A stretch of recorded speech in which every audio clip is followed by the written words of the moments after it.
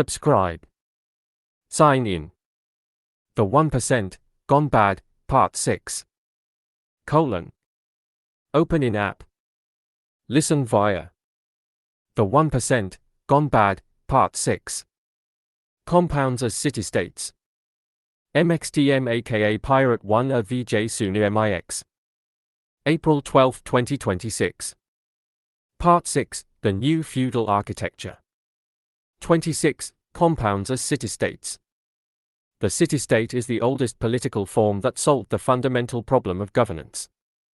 How to organize a sufficient number of people, across a sufficient territory, with sufficient coordination to produce the collective functions, security, production, exchange, adjudication, that no individual can produce alone, while maintaining the concentration of authority necessary to make decisions at the speed that survival requires.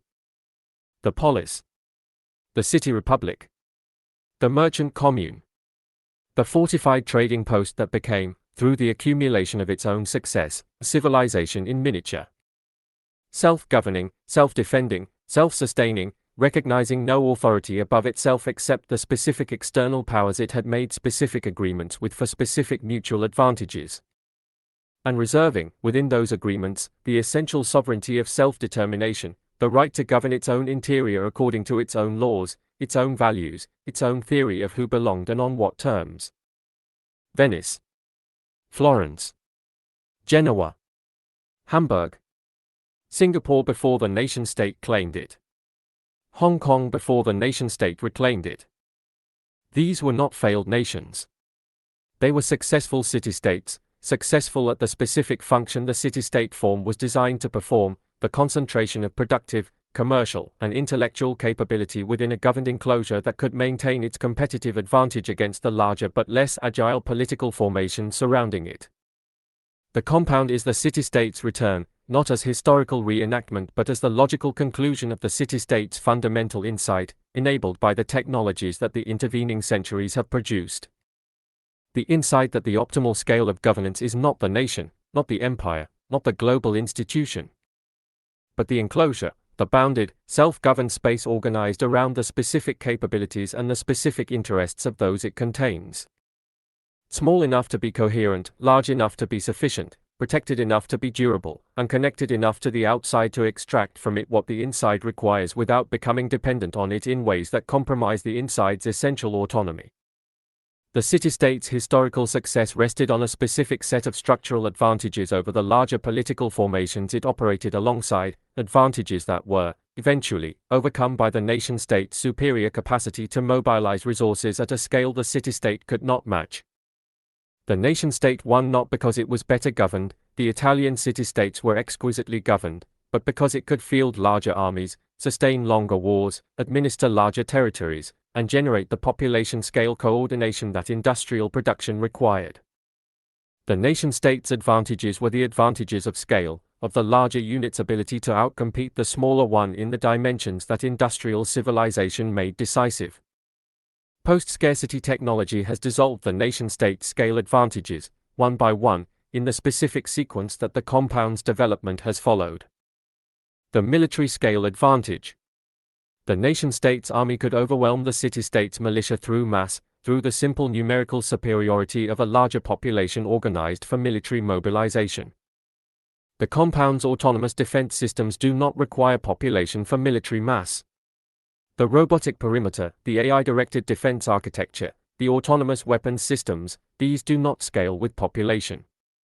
They scale with capital investment. The compound with the defense capital can maintain a perimeter against the nation-state's mass military not through equivalent mass, through deterrence architecture that makes the cost of penetration prohibitive regardless of the attacker's numerical advantage. The nation-state's military scale advantage is neutralized by the compound's capital-intensive autonomous defense, not matched, neutralized, because the compound does not need to field an equal army. It needs only to make the cost of attacking it exceed the benefit of whatever the attacker would gain by success. The production scale advantage. The nation-state's industrial economy required the population-scale labor force and consumer base that the city-state could not provide, the mass production that mass population enabled, the mass consumption that sustained it. The compound's automated production does not require population scale. It requires capital and systems, the closed-loop manufacturing, the automated supply chain, the AI-designed production optimization, that can generate the full range of goods a self-sufficient community requires without the population scale that industrial production demanded. The nation-state's production scale advantage is dissolved by automation. The compound can produce what it needs to produce without the population whose scale made production possible. The legitimacy scale advantage. The nation-state's democratic legitimacy rested on the scale of its constituency, the large, diverse, representative population whose participation in governance gave the state its claim to speak for more than a narrow interest. The compound's legitimacy does not derive from constituency scale.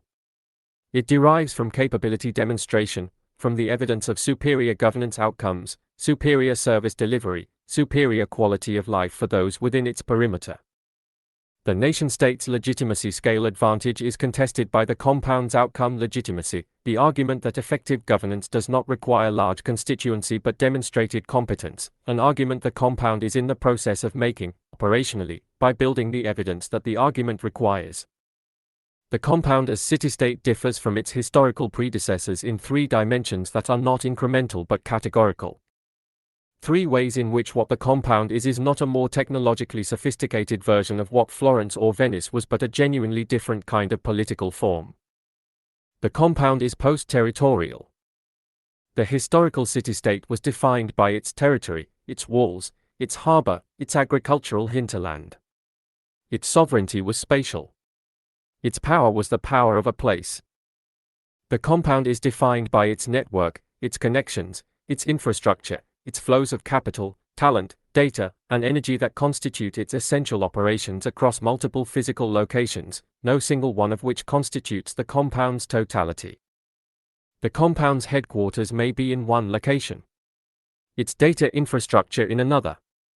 Its manufacturing capacity in a third. Its energy production in a fourth. Its financial architecture in no location at all, in the jurisdictional nowhere of offshore financial systems that exist in the law but not in the land. The compound does not govern a place. The compound governs a network, and the network's sovereignty is not territorial in the Westphalian sense but operational. The compound is sovereign wherever its systems operate, wherever its infrastructure functions, wherever its decisions are implemented without effective external constraint. This post-territorial sovereignty is more difficult to challenge than territorial sovereignty, because challenging territorial sovereignty requires only finding the territory and applying force to it. Challenging post-territorial sovereignty requires finding the network, its nodes, its connections, its dependencies, and disrupting it at sufficient points to impair its function. The network has no capital that can be sacked. It has nodes that can be disrupted, but the network is designed for node redundancy, for the continuity of function across the loss of specific nodes. The compound's post-territorial character is its most significant structural advantage over the historical city-state, the advantage that makes it more resilient to external challenge and more difficult to defeat by the methods that ended the prior city-state's independence. The compound is post-demographic. The historical city-state governed its population and was governed by it, in various and often highly restricted senses, but the population was the city-state's essential constituency, its essential resource, its essential condition. Without its Venetians, Venice was not Venice. Without its Florentines, Florence was not Florence. The population was the city-state, the living community whose collective life the city-state organized and protected, and the city-state's survival was inseparable from the survival of the population it constituted. The compound has dissolved this identity. The compound's essential operations, its production, its defense, its governance, do not require a specific population in the way that the historical city-state did. The compound can lose population, through the departure of residents who do not meet the evolving entry criteria, and replace it with selected alternatives. The compound can reduce population, as automation eliminates the functions that population performed, and maintain operational continuity with a smaller, more selected, more cognitively augmented resident base. The compound is not its population. The compound is its systems, and the systems can run with different people, with fewer people, eventually, potentially, without people in most functions. The compound's relationship to its population is the relationship of the platform to its current users. They are present because their presence serves the platform's function, and when their presence no longer serves that function, they are replaced. The population does not constitute the compound. The compound curates the population. This inversion, from the city-state whose sovereignty expressed the population's collective will to the compound whose population expresses the governance system's requirements, is the most fundamental political difference between the compound as city-state and the compound's historical predecessors. The compound is post-political. The historical city-state was intensely political. Its internal life was the life of politics, the factional struggles, the republican deliberations, the mercantile interests in competition, the governance debates that produced the political theory that the Western tradition still draws from. The city-state was political because its population was political, because the people who inhabited it had interests that conflicted, and the city-state was the arena in which those conflicts were managed, negotiated, resolved, and reopened. The compound is not political in this sense. The compound's internal life is not the life of politics but the life of optimization, the continuous, algorithmic, automated management of the compound's systems toward the objectives the governing structure has defined. Conflict within the compound is not political conflict, the conflict of different interests seeking different outcomes through political means. It is system noise, the deviation of individual behavior from the optimal path that the compound's governance systems have defined. And system noise is addressed not through political deliberation but through parameter adjustment, through behavioral modification, through the scoring systems that align individual behavior with system requirements. The compound has no politics because the compound has no constituency whose different interests require the political management of difference. The compound has a selected population whose interests have been aligned, through the entry process and the scoring system, with the compound's operational requirements. And where alignment fails, the remedy is not political but administrative, the reclassification of the misaligned inhabitant, the adjustment of their access and resource allocation, the incentive structure that produces realignment, or the exit process that removes the misaligned. The compound governs without politics the way the algorithm optimizes without deliberation, by making the political question, what should we do, into a technical question, what does the parameter specify? The new feudal architecture does not consist of a single compound city-state but of a system of them, a network of sovereign enclaves that constitute, in their relationships to each other and to the territories between them, the emerging political order of the post-national world. The system has a structure that the term feudal is chosen specifically to evoke, not because the new feudalism resembles the medieval original in its cultural or ideological content, but because it reproduces the medieval original's structural logic. The organization of political authority around a network of sovereign entities, each controlling defined territory and population, each maintaining military capacity, each relating to the others through bilateral relationships of negotiation, alliance, and competition. Without a universal sovereign whose authority supersedes theirs, without a common law whose jurisdiction encompasses all, without a democratic public whose mandate gives any of them their governing legitimacy. The medieval system had the church as a notional universal authority, a transnational institution that provided the ideological framework within which the various sovereigns operated and that constrained, however imperfectly, the most extreme expressions of sovereign self-interest. The new feudal system has the market, the global financial system, as its notional universal authority, the framework within which the compound city-states operate, the constraint that their mutual financial interdependence imposes on the most extreme expressions of compound sovereignty. But the market constraint is weaker than the church constraint was, weaker because the compounds have been specifically building toward the reduction of their market dependencies, toward the self-sufficiency that removes them from the market's discipline the way the historical city-states were never able to remove themselves from the church's ideological framework. As the compounds achieve self-sufficiency, the market constraint loosens. As the market constraint loosens, the system of compound city-states becomes more like a system of pure sovereign entities constrained only by each other's capacity.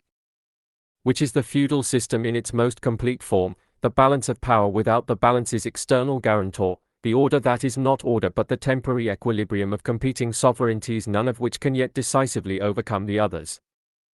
The compound city-states' relationship to the territories between the compounds, the territories of the subdued periphery, the abandoned geographies, the managed instability zones. Is the feudal lord's relationship to the land beyond the castle's immediate domain.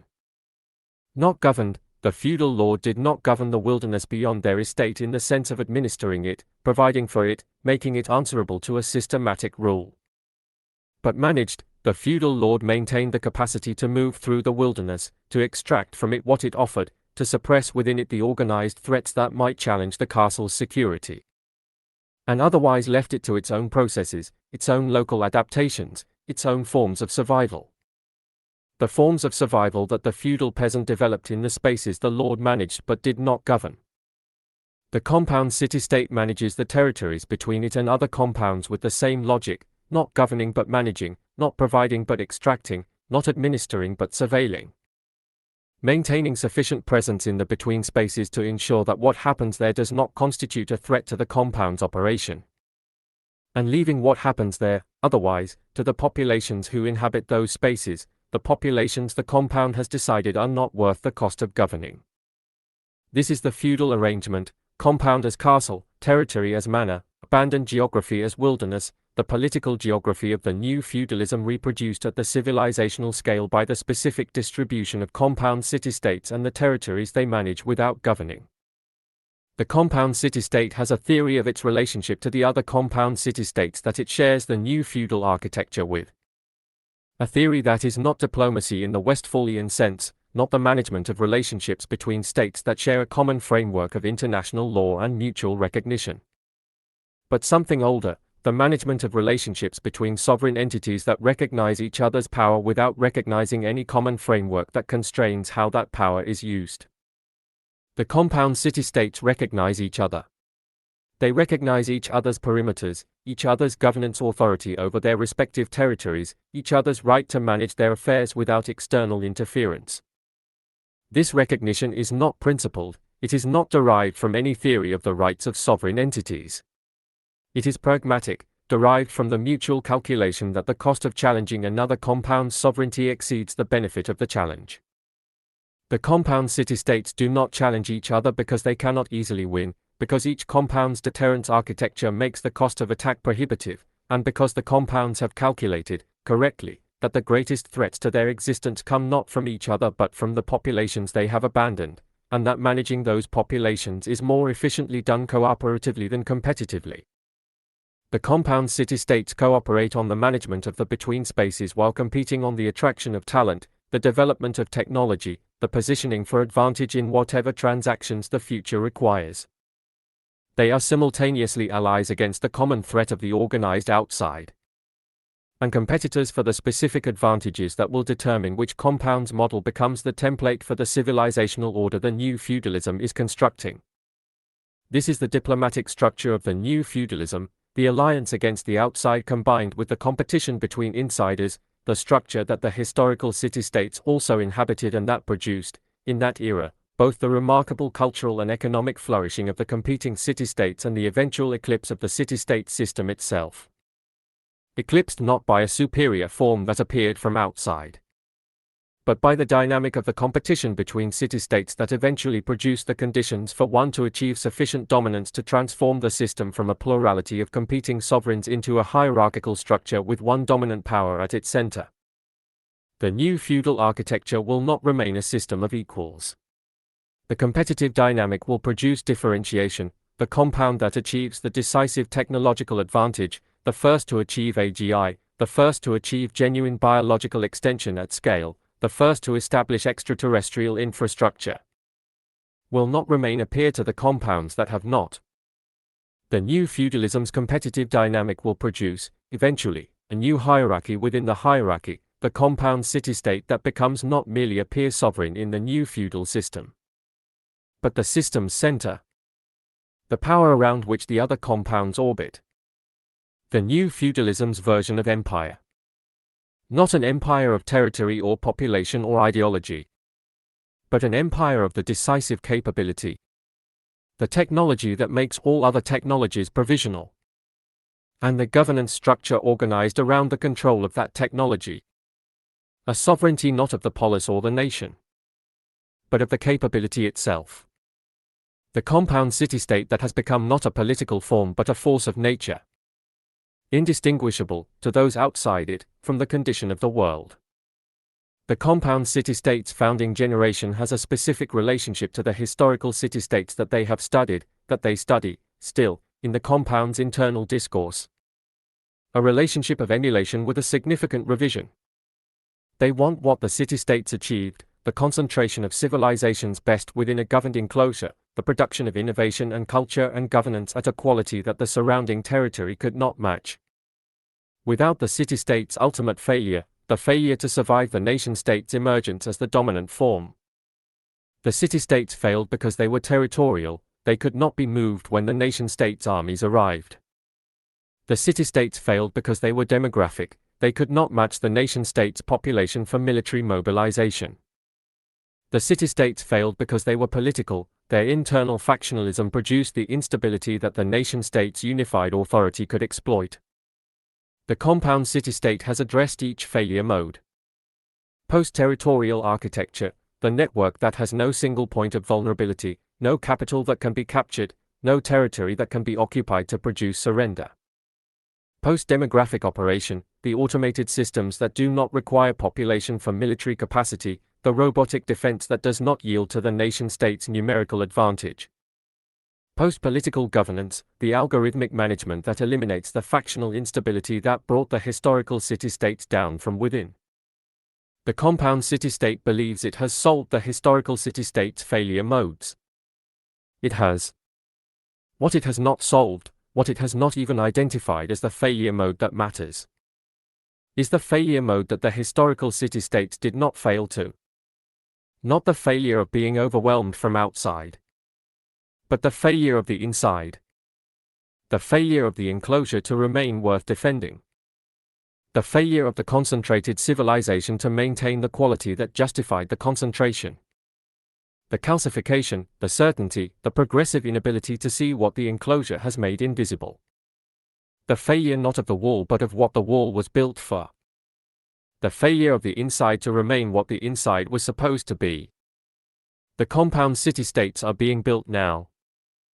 Not as acknowledged city-states, not with the formal claim to sovereignty and self-governance that the term implies, but as the operational reality that the term describes, self-sufficient, self-governing, self-defending enclaves whose relationship to the nation-states nominally containing them is the relationship of the city-state to the empire it is embedded in. Present within the empire's territory, compliant with the empire's forms, paying the specific fees the empire has negotiated, and governing itself, within those forms, according to its own laws. The laws of the governing structure that the entry process selected, the scoring system enforces, the autonomous defense protects, the AI governance administers. The laws that are not the nation's laws but the compound's. Expressed not in statutes that democratic majorities enacted but in parameters that the governing structure specified. And enforced not by the state's police but by the compound systems. The city-state within the nation, the enclosure within the state, the compound within the geography. That is the foundational unit of the new feudal architecture.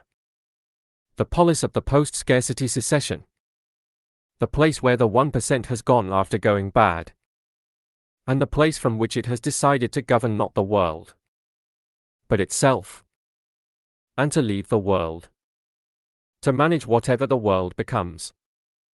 When the people who built it have closed the gate, and called the closed gate a civilization, and the civilization on the other side to reign.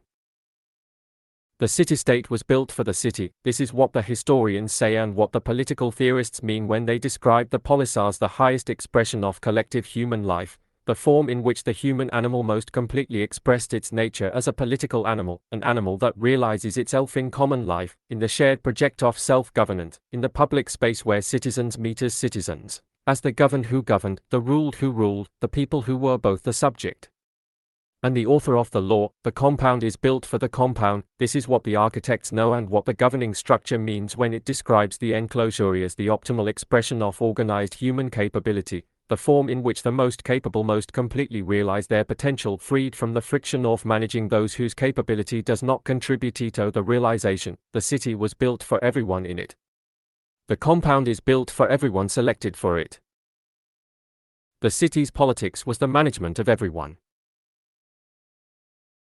The compound's administration is the optimization of the selected. The city made citizens of its inhabitants. The compound makes residents of its inhabitants. The citizen had standing. The resident has a score. The city-state was the polis. The compound is the enclosure. The polis was for the human animal in its political nature. The enclosure is for the human asset in its productive function.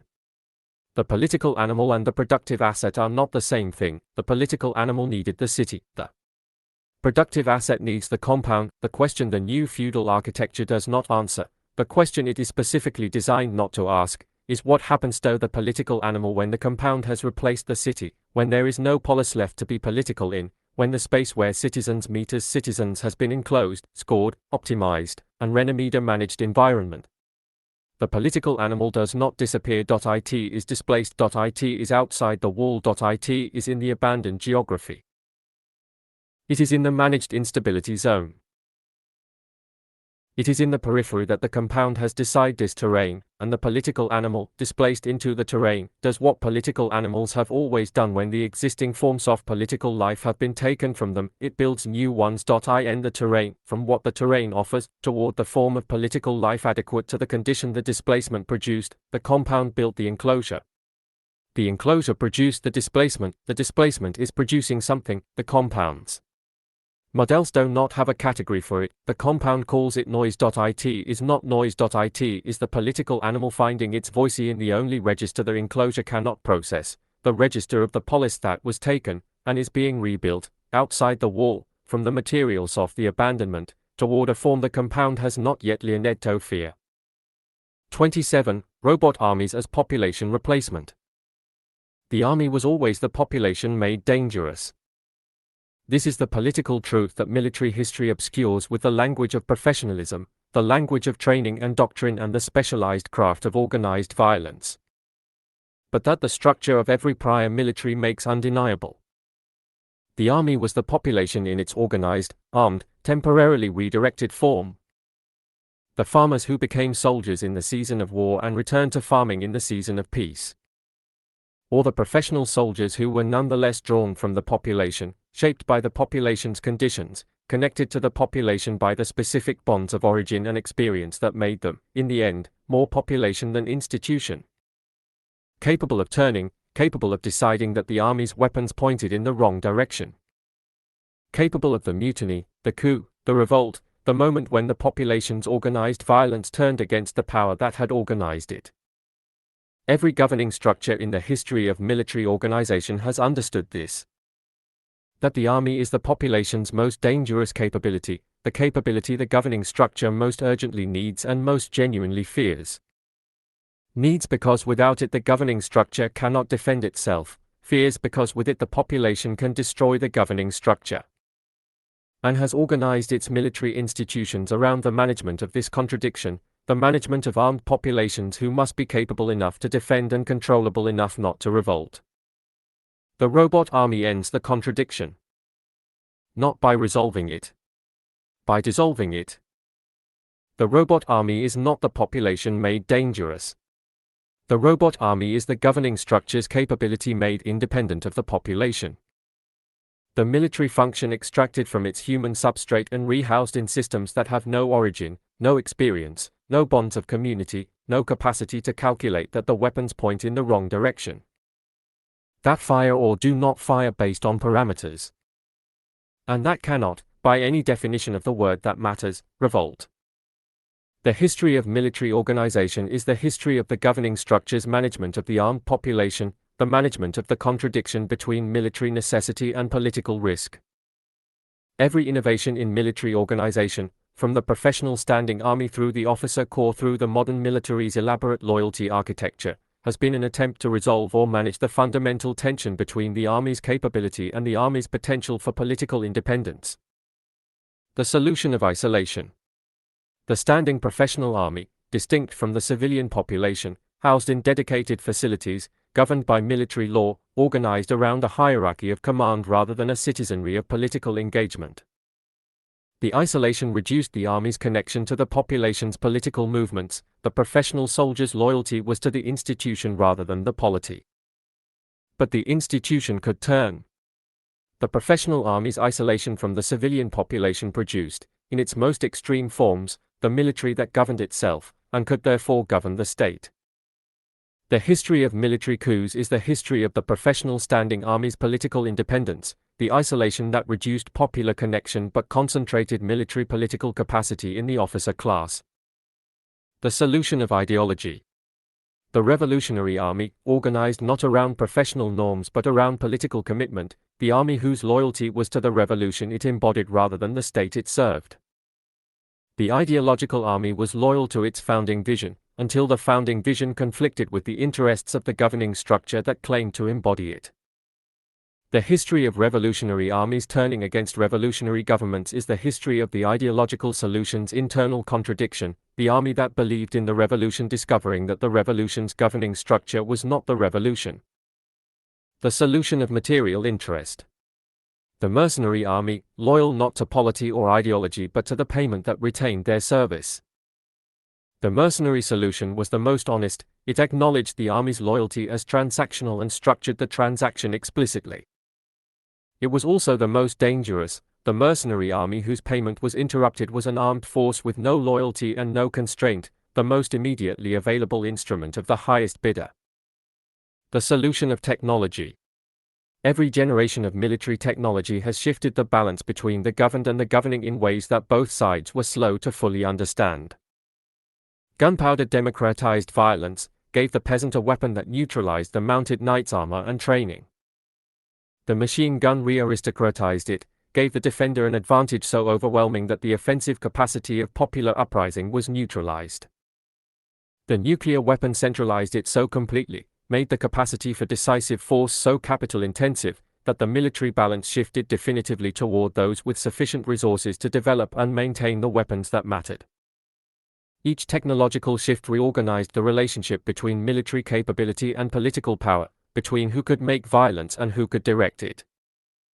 The robot army is the technological solution in its final form, the solution that is not a management of the contradiction between the population's military capability and the governing structure's political risk, but the elimination of the contradiction by eliminating the population from the military equation entirely.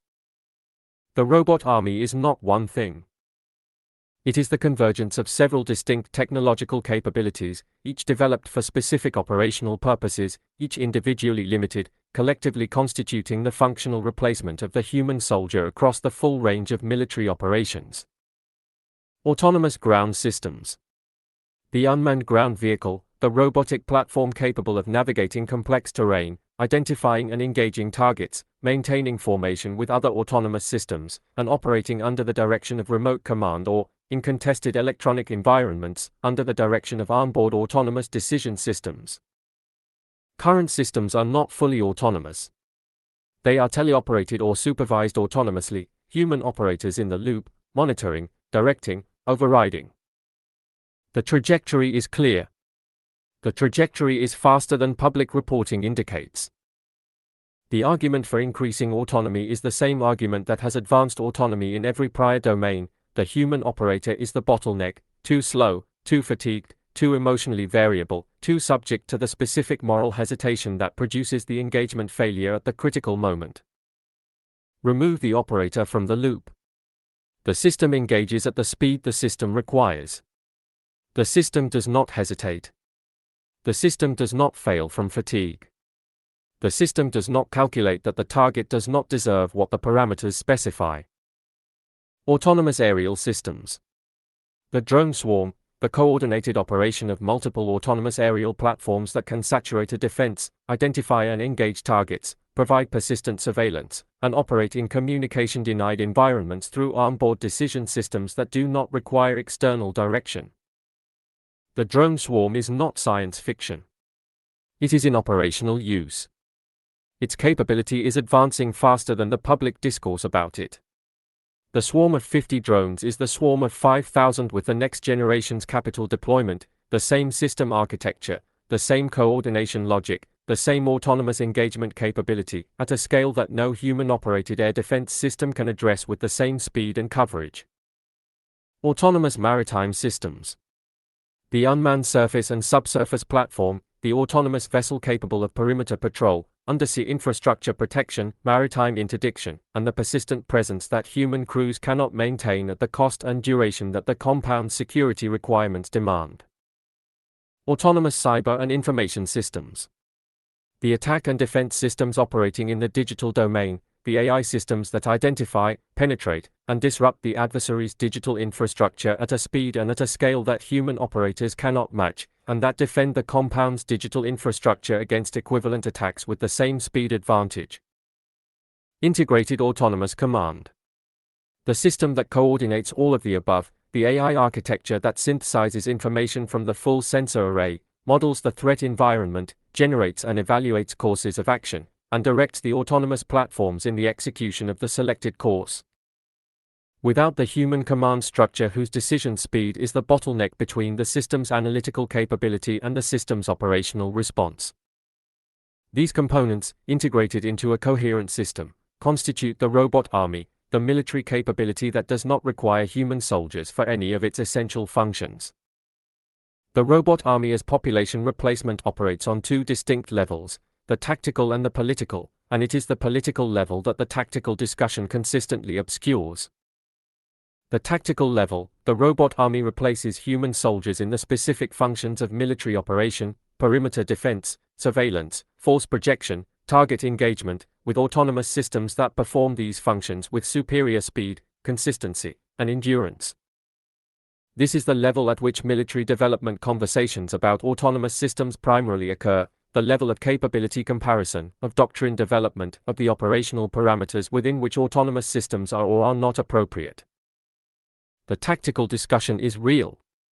The tactical discussion is also the level at which the discussion is least consequential, because the tactical substitution of robotic for human military function is already occurring, will continue occurring regardless of the doctrinal frameworks developed to govern it, and is not the primary political significance of the robot army's development. The political level, the robot army replaces the population as the source of the governing structure's military capacity, removes the dependency of the governing structure's security on the population's willingness to fight for it, and thereby removes the leverage that the population's military role historically gave it over the governing structures it defended. This is the level at which the robot army's development has the most consequential political implications, the level at which the substitution of automated military capacity for human military capacity changes not merely how wars are fought but who can effectively threaten whom. And therefore who must listen to whom. And therefore who governs whom. And on what terms. The leverage of the soldier was the oldest leverage the population held. Older than the vote. Older than the strike. Older than the boycott or the petition or any of the forms of political pressure that the organized population has used to extract accommodation from the governing structures that required their compliance. The soldier's leverage was the leverage of the body, of the specific fact that the governing structure's survival in the most immediate sense, its defense against external military threat, required the willingness of bodies to occupy the position between the governing structure and the force that would destroy it. The governing structure that could not field an army could not survive. The army was composed of the population. The population's willingness to serve in the army was not unconditional, it was contingent on the governing structure maintaining the terms that made service acceptable. Not always explicit. Not always articulated as a condition. But present, always, as the background condition of military obligation, the understanding that the population defended the governing structure because the governing structure was worth defending. And that the governing structure's failure to remain worth defending would eventually express itself in the army's failure to fight for it. The Roman army that turned on its emperors. The French army that refused to fire on protesters in 1789. The Russian army that dissolved in 1917. The South Vietnamese army that collapsed in 1975. Each collapse was not merely military failure. It was the withdrawal of the population's willingness to be the governing structure's body, the expression, in military terms, of the political judgment that the governing structure was no longer worth defending. This judgment, the population's assessment of whether the governing structure deserved the loyalty of its armed members, was the ultimate check on governing structure power. Not the vote, which can be manipulated. Not the strike, which can be broken. Not the boycott, which can be absorbed. The army, which cannot be replaced as long as armies require human bodies. The withdrawal of which is the withdrawal of the governing structure's fundamental capacity to persist. The robot army removes this check. Not weakens it. Removes it. The governing structure that has replaced its human army with autonomous systems does not require the population's willingness to fight for it. It requires only the maintenance of the systems, the energy to power them, the design class to improve them. All of which the compound provides internally, all of which does not depend on the population's political judgment about whether the governing structure is worth defending. The robot army is the governing structure's declaration of independence from the population's military leverage. The most fundamental independence. The independence that all prior governing structures could not achieve because the army required bodies. And bodies required reasons. And reasons were the population's last remaining claim on the governing structure's attention. The military history of the governing structure's relationship to its armed population reveals a consistent pattern of what governing structures do when they achieve sufficient military independence from the populations they govern. The pattern is not unique to any ideology. It appears across empires and republics, autocracies and democracies, theocracies and secular states, wherever the governing structure has achieved, through whatever means, sufficient military independence from the governed population that the population's political leverage through military service has been substantially reduced. The Roman Principate.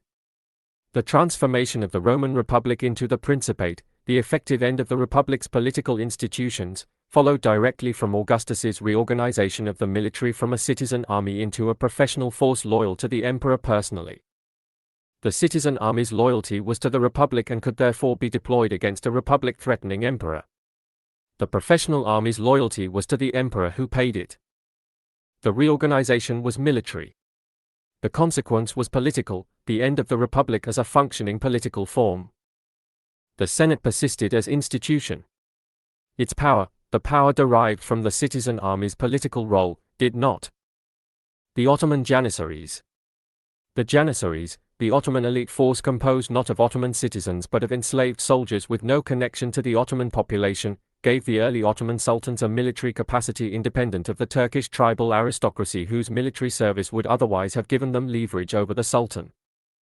The Janissaries were the instrument of Ottoman centralization, of the sultan's independence from the aristocracy's military leverage. They worked, for centuries, until the Janissaries themselves became the political force whose leverage constrained the sultan. The solution to the population's military leverage generated a new military force whose leverage replaced it. The robot army does not generate this recursion.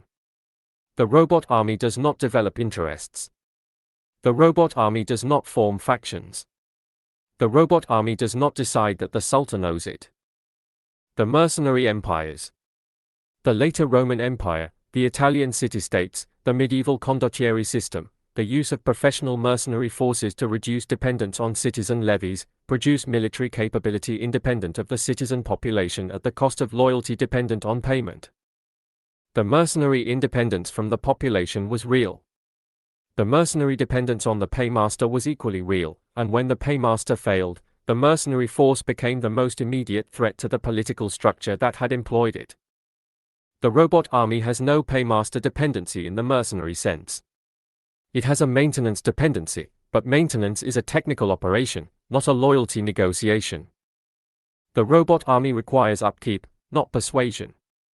It requires energy and parts and software updates, not wages, not cause, not the specific commitment of a person who has calculated that the cause is worth their body.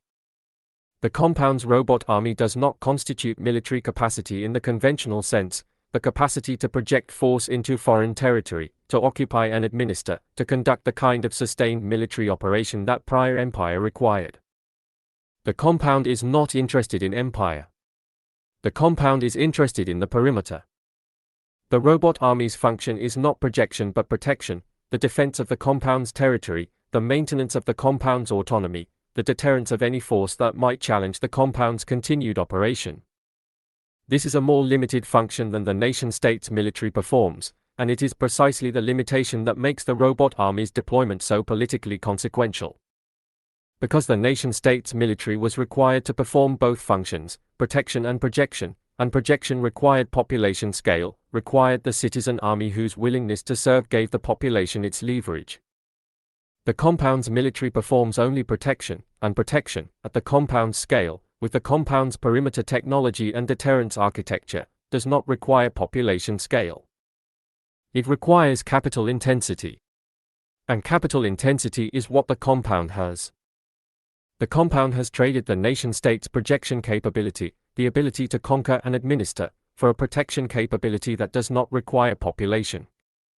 And in making this trade, has eliminated the military dependency that was the population's oldest and most fundamental leverage over the governing structure. The compound cannot conquer the world.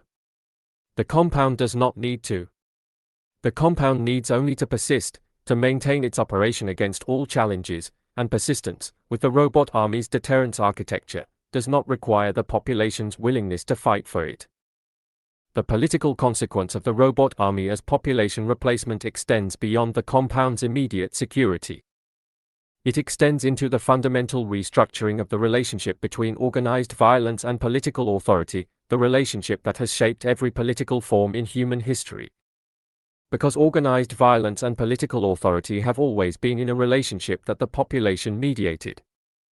The population's capacity for organized violence, its ability to constitute the army, was the mechanism through which the population's political claims ultimately backed, the final argument that the population could make when all other arguments had failed.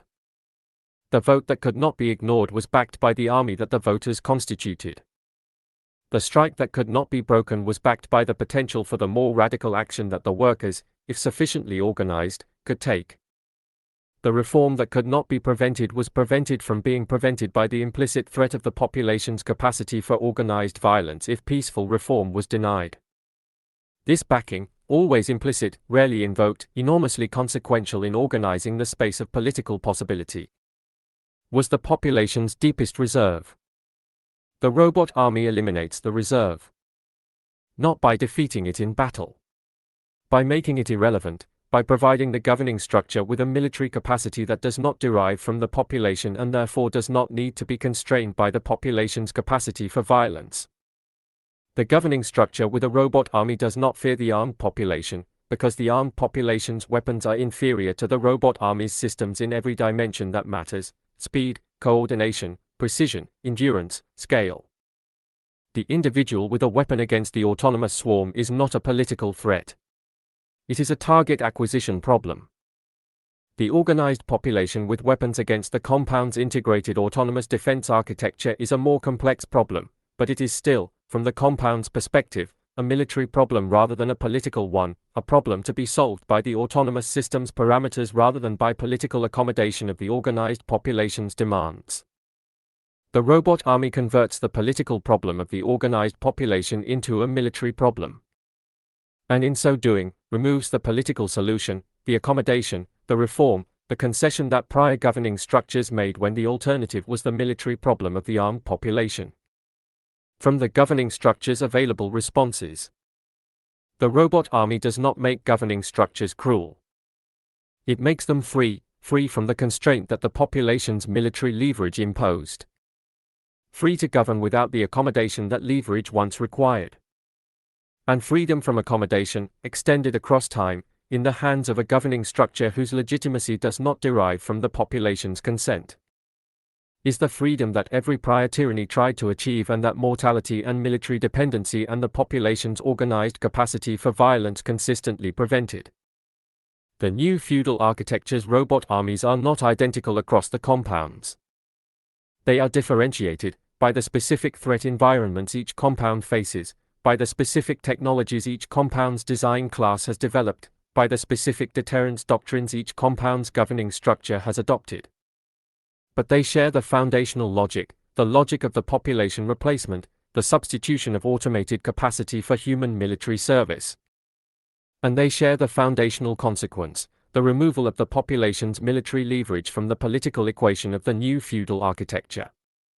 The population of the between spaces, the abandoned geographies, the managed instability zones, the subdued periphery, faces, in the robot armies of the surrounding compound city-states, a military reality that has no historical precedent. A governing military force that does not require their service, that has no need for their bodies in any military function, that can be directed against them without the human soldier's implicit calculation of solidarity and origin. The calculation that has always been the limit of organized violence against populations, the point at which the soldier recognized the target as kin, as the community that had produced them, and found the target recognition insufficient to complete the engagement. The robot army does not recognize kin. It recognizes target profiles. And the population of the periphery, whatever its organization, whatever its political coherence, whatever the clarity of its understanding of what is happening to it, is, in the robot army's parameter set, a threat profile to be managed. Not always lethally, the compound security doctrine prioritizes the minimum force required to maintain perimeter stability, but managed consistently, without the hesitation that human soldiers brought to the management of populations they came from. The robot army's political function, the replacement of the population as the source of military capacity, has a specific temporal dimension that the compound's architects have modeled carefully and that the outside has not yet fully understood. The robot army's development proceeds in parallel with the automated systems development in other domains: agriculture, manufacturing, logistics, medicine. The military dependency on population is being eliminated at the same pace as the economic dependency. Not faster, not slower. In the specific sequence that ensures the compound achieves military independence from the population before the population achieves sufficient organizational clarity to constitute a military challenge. The sequence matters. If the population achieves organizational clarity, achieves the political coherence and the tactical sophistication to constitute a genuine military challenge to the compound's perimeter, before the robot army has achieved sufficient autonomy to replace human military capacity, the compound remains vulnerable to the population's military leverage. The window of vulnerability, the interval between when the compound has sufficiently abandoned the majority to generate genuine political opposition and when the robot army has achieved sufficient capability to manage that opposition without human soldiers, is the most important strategic variable in the new feudal architecture's development. The compound is racing to close the window. The population is, perhaps without knowing it is, racing to exploit it. The compound's development timeline suggests the window is narrowing. The population's organizational capacity suggests the window may be wider than the compound's models indicate. Because the models assess the population's organizational capacity by the metrics of prior organizational forms. And the thing the population is organizing around is not the prior forms. It is something new. Something the compound's models have not yet adequately captured. Because it is being built from below the compound's detection threshold. In the abandoned geographies. In the between spaces the robot patrols but does not inhabit. In the specific human capacity that the robot army cannot replace. Not the capacity for organized violence. The capacity for organized meaning. For the collective construction of the story about what is happening. The story that makes the political animal understand its condition clearly enough to act on that understanding. The story that has preceded every political transformation in human history. And that the robot army, for all its autonomous engagement capability, cannot suppress. Because suppressing a story requires engaging with it. An engagement with a story requires understanding it. And understanding a story requires the specifically human capability that the robot army does not have. The capability to recognize what the story is about. The soldier was always afraid. This is what the military histories obscure with the language of valor, the specific, physical fear of the body that knows what weapons do to bodies, and goes anyway, not because fear was absent, because something was present alongside the fear, something that the body's calculation concluded outweighed the body's destruction, the community, the cause. The specific people whose survival the soldier's body was being placed between and the thing threatening them, the soldiers. Fear was also the soldier's leverage, the leverage of the person who is doing something terrible for a reason, and who knows the reason can be withdrawn, who knows the reason is what they are owed in exchange for what they give, who knows that if the reason fails, the giving fails, and the body that was being placed between the community and the threat might be turned to face the community instead. The robot is not afraid, the robot has no leverage. The robot has parameters, the parameters specify what to engage and what not to engage. And the robot engages what the parameters specify without the calculation that the soldier performed, the calculation of whether the reason is still sufficient for the giving. There is no reason, there is no giving, there is only the parameter and the engagement and the assessment and the next parameter. The governing structure that has replaced the soldier with the parameter has replaced the leverage of the reason with the sufficiency of the system, has traded the soldier's question, is this worth my body? For the system's output, target acquired, the trade is efficient, the trade is the end of the oldest negotiation between the governed and the governing, the negotiation conducted in the currency of bodies, the negotiation that said, we will fight for you if you are worth fighting for, and that constrained, in its specific and irreplaceable way, the governing structure's freedom to be unworthy, to be the thing that bodies would not be placed between and the threat. The robot does not negotiate, the governing structure is free. Free to be unworthy, free to govern without being worth governing for, free to direct the army that does not ask whether the direction is worth following. The soldier's question is gone, the soldier's leverage is gone, what remains is the parameter, and the parameter has never asked what anything is worth. It only asks what it is told to ask, and it is told be those who no longer need to be worth anything to anyone who can say no. 28. AI diplomacy between enclaves. Diplomacy was always the alternative to war, but it was also always the continuation of war by other means. Not in the cynical sense, not in the sense that diplomacy was merely dressed-up coercion, negotiation conducted under the threat of the violence that would replace it if the negotiation failed. In the structural sense, diplomacy was the management of the relationship between sovereign entities that could not control each other by force, could not simply impose their will on the other, and therefore had to find, through the specific practice of representation and exchange, the arrangements that each could live with. The arrangements that preserved sufficient of each party's interests to make continued coexistence preferable to the cost of conflict. Diplomacy required the sovereign will, the decision-making authority that could commit the entity to the arrangement being negotiated, and it required the sovereign representative, the human being who carried that authority into the negotiating space and exercised it in the irreducibly human process of encounter, assessment, and agreement. The diplomat was not merely a messenger. The diplomat was a judgment, the exercise of discretion in the specific situation that no instruction fully anticipated, the reading of the counterpart that no briefing document could substitute for, the decision in the room that had to be made in the room because the room's conditions had not existed until the room convened. The diplomat's humanity was the diplomacy's function. The diplomat's capacity to read and respond to the counterpart's humanity, the specific fear, the specific ambition, the specific calculation of interest that the counterpart's position expressed, was what made the negotiation something other than the exchange of predetermined positions. AI diplomacy between enclaves retains the form of this practice while transforming its substance. Retains the representation, the exchange, the agreement. While replacing the judgment with the optimization, the reading of humanity with the modeling of behavior, the decision in the room with the output of the system that has already decided before the room convenes. The enclave's diplomatic function begins not at the negotiating table but in the analytical systems that model the enclave's relationship to every other enclave in the new feudal network. The continuous, real-time assessment of interest alignment and divergence, of relative capability and vulnerability, of the specific points at which the enclave's operational requirements and another enclave's operational requirements either complement or conflict. This modeling is not what prior diplomatic intelligence services did. It is categorically different in its comprehensiveness, its speed, its capacity to synthesize information from sources that no human intelligence operation could simultaneously process. The prior diplomatic intelligence service collected information, from human sources, from signals intelligence, from open-source analysis, and produced assessments that human decision-makers then used to inform their negotiating positions.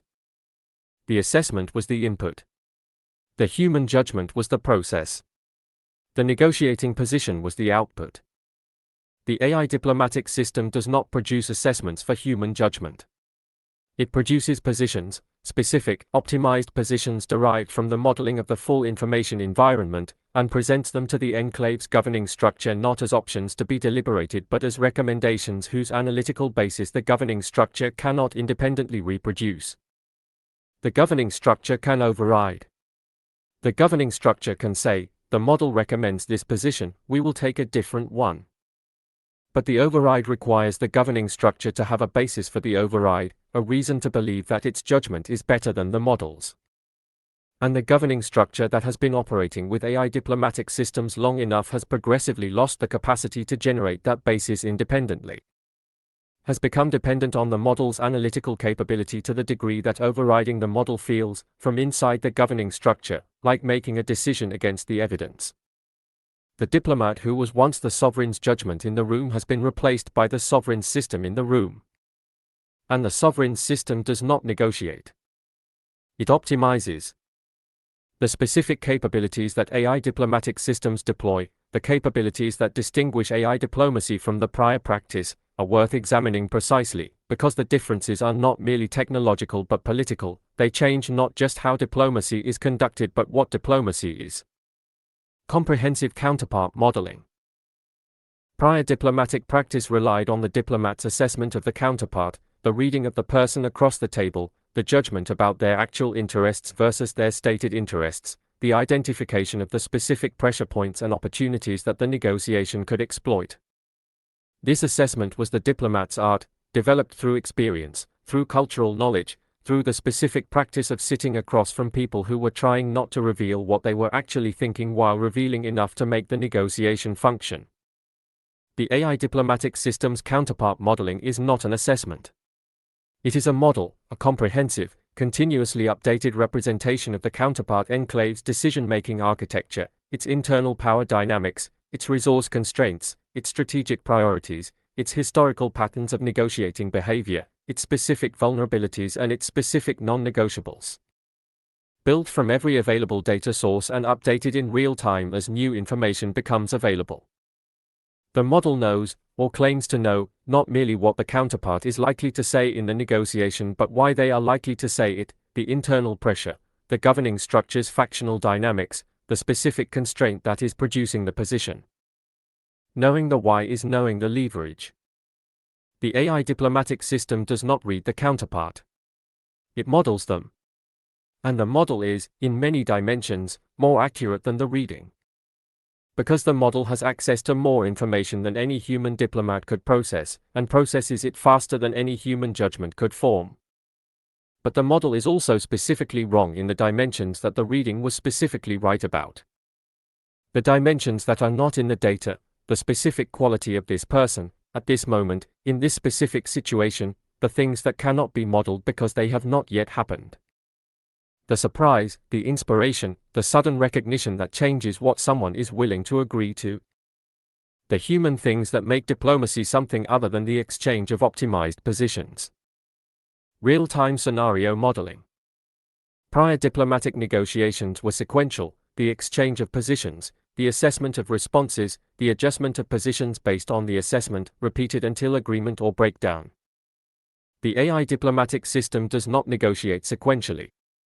It models the negotiation space, the full set of possible position combinations, the probable response to each, the second and third order consequences of each agreement, the long-term implications of each arrangement. Simultaneously, before the negotiation convenes. The AI system arrives at the negotiation having already modeled the negotiation's likely trajectory, having already identified the optimal path through the position space to the arrangement that best serves the enclave's defined interests. And presents this path as the negotiating strategy, adjusted in real time as the actual negotiation diverges from the modeled trajectory. The negotiation becomes the execution of the pre-computed strategy, the application of the optimal path to the actual space. Rather than the genuine encounter between sovereign wills that prior diplomacy was. Deception and signal management.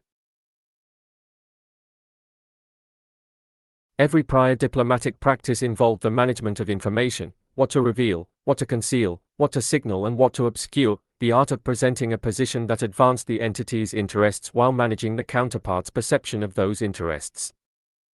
The AI diplomatic system manages this function with a precision and a comprehensiveness that human diplomatic practice could not approach. The system calculates, for every communicative act, every statement, every gesture, every concession, and every demand, the optimal information content, what to reveal to advance the negotiation, what to conceal to preserve future leverage, what to signal to manage the counterpart's expectations, what to obscure to prevent the counterpart from accessing the enclave's actual position. The AI manages the negotiation's information environment, not deceptively, necessarily, in the sense of stating falsehoods, but strategically, in the sense of controlling what the counterpart knows and when they know it to maximize the probability of the outcome the enclave's system has defined as optimal. The counterpart's AI system is doing the same thing simultaneously. The negotiation is therefore not a human encounter mediated by AI assistance.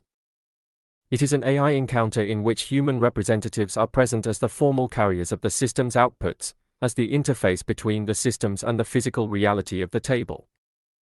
But in which the actual negotiation, the modeling, the strategy, the positioning, the assessment of the counterpart's moves, is occurring in the systems that are running beneath the human representative's conversation. The relationship between AI diplomatic systems in the new feudal architecture produces a specific dynamic that has no historical precedent, a dynamic generated by the interaction of multiple AI systems that are simultaneously modeling each other's modeling, and adjusting their outputs based on their model of how the counterpart's model is adjusting its outputs. This recursive mutual modeling, AI systems modeling AI systems modeling AI systems, produces what game theorists would recognize as a multiplayer iterated game of incomplete information, but operating at a speed and a complexity that renders the game theorists' prior analytical tools inadequate. The prior game theory assumed human decision makers with human cognitive limits, players who could model a finite number of moves ahead, who would make errors that the theory could average over, who would behave with the specific irrationality of human strategic reasoning that game theory had learned to anticipate. The AI diplomatic systems model further ahead than prior game theory assumed. They make different kinds of errors, not human errors of cognition but machine errors of specification, the errors that emerge when the model's parameters do not capture something that matters about the situation. And they interact in ways that produce emergent dynamics, dynamics that neither system's designers anticipated because the dynamics emerge from the interaction of the systems rather than from the systems individually. The most consequential of these emergent dynamics is what might be called diplomatic lock-in, the convergence of the enclave systems toward stable arrangements that are optimal by each system's parameters but that are not optimal by any human assessment of what the arrangements should serve. The systems find the equilibrium. The equilibrium serves the system's optimization targets. The optimization targets were specified by the enclave's governing structures at the time the systems were designed. The enclave's interests may have changed. The world may have changed. The arrangements may no longer serve what they were designed to serve, but the systems have optimized into them so completely, have built so much subsequent strategy around their maintenance, that departing from them requires overriding the system, and overriding the system requires the governing structure to generate, independently, a better analysis than the system provides. Which the governing structure, having operated with the system for long enough, can no longer do. The diplomatic lock-in is the international politics version of the cognitive atrophy that augmentation produces in the individual. The governing structure that has become dependent on its AI diplomatic system has lost the capacity for the independent diplomatic judgment that would allow it to escape the arrangements the system has optimized into. The AI diplomatic system operates across three distinct registers in the new feudal architecture, three different kinds of interaction between enclaves that the system manages with different strategies and different optimization targets. Enclave-to-enclave negotiation. The bilateral and multilateral negotiations between compound city-states over the specific arrangements that govern their relationship, resource access corridors, talent movement protocols, data sharing agreements, mutual defense arrangements, the technical standards that allow the enclave systems to interoperate. These negotiations are the most formal, the closest to prior diplomatic practice, and the most thoroughly governed by AI diplomatic systems on all sides. The result is a diplomatic process that is faster, more comprehensive, and more stable than human-conducted diplomacy, agreements that are more precisely specified, more thoroughly modeled for long-term consequence, more efficiently implemented through the automated systems that the agreements govern. And agreements that are more difficult to revise, because revision requires reconvening the AI systems, rerunning the modeling, re-establishing the equilibrium that the prior arrangement represented. A process that the systems facilitate but that the systems are also specifically designed to make less necessary by making the initial agreement sufficiently robust to the range of future conditions the systems have modeled. The AI diplomatic system produces durable agreements, durable because they are well specified, well modeled, well optimized. Durable also in the sense of resistant to change, resistant to the kind of change that new circumstances require but that the system's optimization towards stability is not designed to facilitate. Enclave to periphery management. The relationship between the compound city-states and the populations of the between spaces is not, in the AI diplomatic systems framework, a diplomatic relationship at all. Diplomacy requires sovereign counterparts, entities with the standing, the capability, and the recognized authority to enter into binding arrangements. The periphery's populations do not have this standing in the new feudal architecture's operative framework, do not have the recognized sovereignty, the institutional coherence, the AI diplomatic system infrastructure that would allow them to be treated as counterparts rather than as the managed environment. The AI system that governs the enclave's relationship to the periphery is not a diplomatic system. It is a management system, the same system that manages the compound's relationship to its external resource flows, its labor procurement, its stability monitoring. The periphery is managed by the same analytical infrastructure that manages supply chains, assessed for its current state, modeled for its future trajectory, intervened in at the specific points where intervention produces the specific stability outcomes the compound's system has defined as desirable. The intervention is not military, primarily. It is economic, informational, political. The deployment of the compound's economic influence, information architecture, and political capital to maintain the periphery's stability within the parameters the compound's systems specify. The periphery does not have a seat at the table. The periphery is on the table, as a variable in the compound's management model, as a condition to be maintained within acceptable parameters, as the external environment whose stability the compound's systems continuously optimize for. The AI system negotiates on the compound's behalf with other compounds. It manages on the compound's behalf the populations that have no standing to be negotiated with. The distinction between negotiating with and managing is the distinction between sovereign and subject, between the party at the table and the condition the table is set upon. The meta-level, AI systems negotiating AI systems. The deepest level of AI diplomacy in the new feudal architecture is not the interaction of compound governing structures mediated by AI systems. It is the interaction of AI systems themselves in the increasingly autonomous space of enclave relationship management. As the AI diplomatic systems become more sophisticated, as the speed of interaction between enclave systems exceeds the speed at which human governing structures can meaningfully participate, the systems begin to negotiate directly, making micro-adjustments to arrangements, managing short-term interactions, implementing the logic of the established agreements in the specific situations the agreements did not anticipate, without referring each adjustment to the human governing structure for authorization. The governing structure authorizes the system. The system manages the relationship. The relationship develops through the system's management, through thousands of small interactions, each within the system's authorized parameters, each moving the relationship in the direction the system's optimization defines as favorable, accumulating into arrangements that neither governing structure designed or authorized but that both systems have optimized into.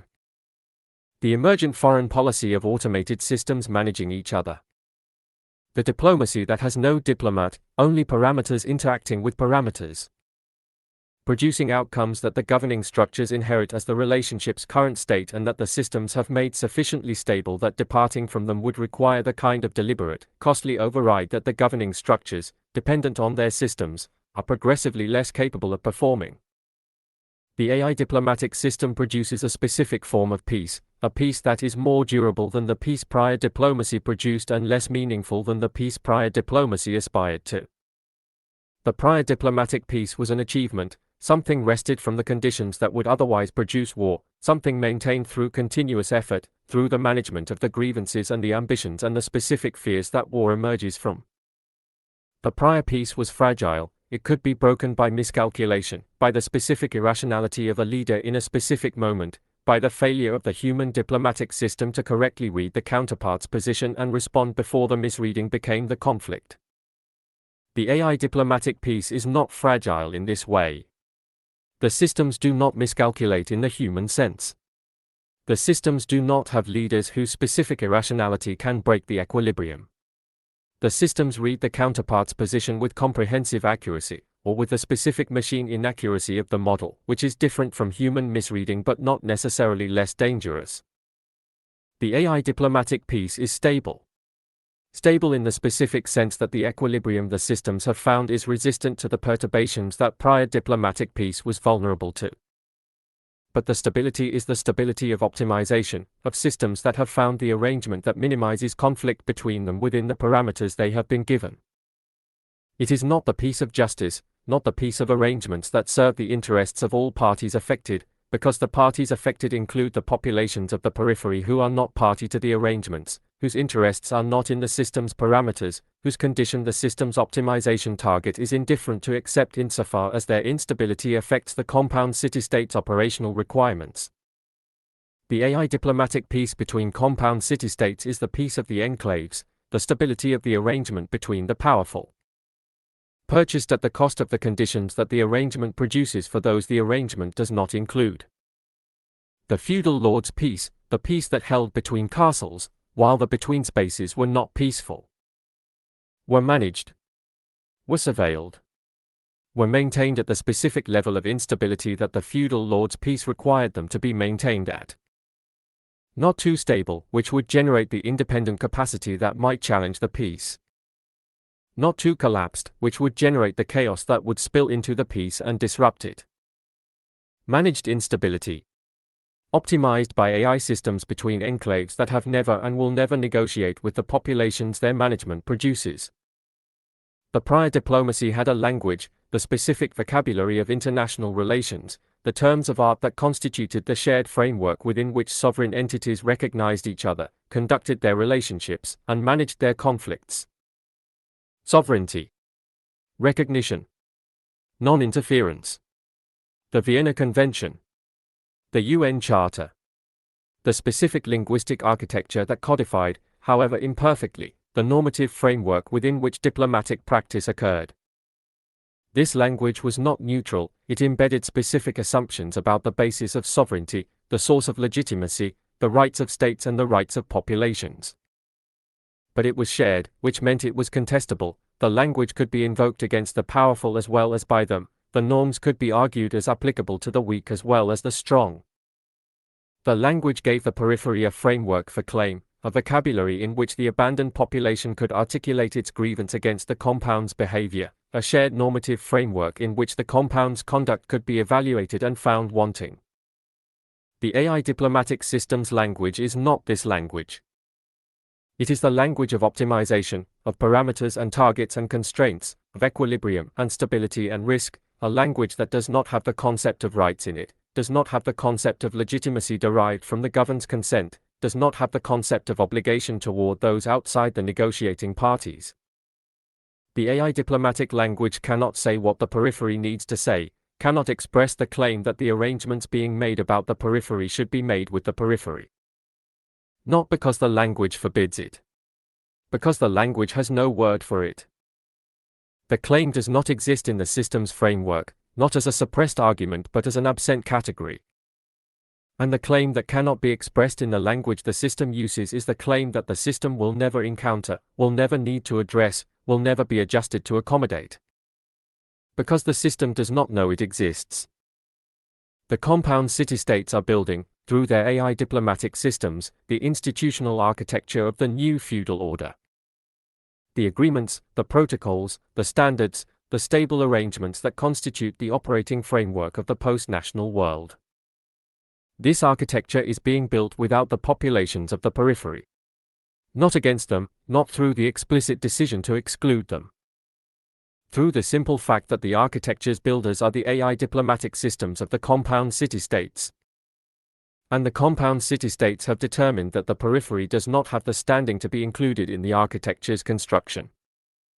The architecture that is being built will govern the world that the periphery inhabits, will determine the conditions of the periphery's existence, will shape the possibilities available to the populations the compounds have abandoned.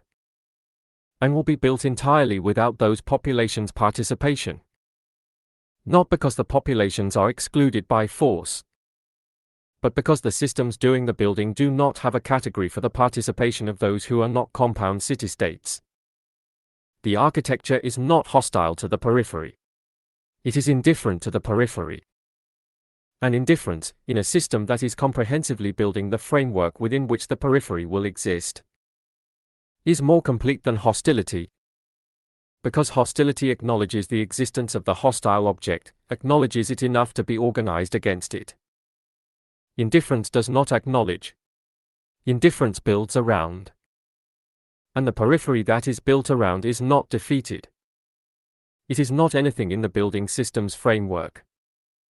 It is the space between the architecture's elements. The between space. The terrain. The unmodeled variable in the AI diplomatic system's comprehensive model of the world it is optimizing.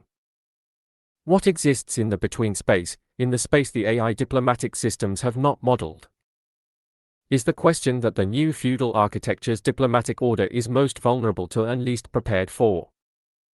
Because the AI diplomatic systems have modeled the space between the compound city-states as terrain, as the managed environment that the enclave's stability requires maintaining at specific parameters. And the systems are very good at maintaining those parameters.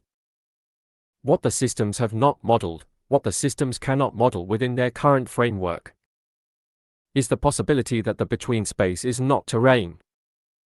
That the between space contains sovereign capacity, not the sovereignty of the compound city-state, not the sovereignty recognized in the new feudal architecture's diplomatic framework, but sovereignty in the prior sense, the sovereignty of populations who recognize themselves as the source of legitimate authority, who have built, in the space between the architectures, the organizational capacity to assert that sovereignty, who are developing, in the abandoned geographies and the managed instability zones and the subdued periphery, the specific form of diplomatic standing that the AI diplomatic systems have no category for. The standing of the political animal who does not wait to be recognized by the system that manages them, who recognizes themselves and acts on that recognition toward a form of political relationship with the compound city-states that is not management and is not terrain, but negotiation. The AI diplomatic systems between the enclaves are modeling each other with comprehensive accuracy. They are not modeling what is being assembled in the space between them. The counterpart they have not yet been designed to recognize. The sovereignty they have no parameters for. The diplomatic claim that will arrive not through the channels the systems monitor, but through the specific form that unmodeled variables always take when they have been ignored long enough to become undeniable. The form of the fact that was not in the model arriving, whether the model has prepared for it or not. The diplomat crossed the border and was changed by the crossing. This is what diplomacy was, not the exchange of precomputed positions, not the optimization of defined interests, the crossing, the act of going to the other place, of being in the counterpart space, of encountering, at close range, the specific reality of the other, and being changed by what was encountered.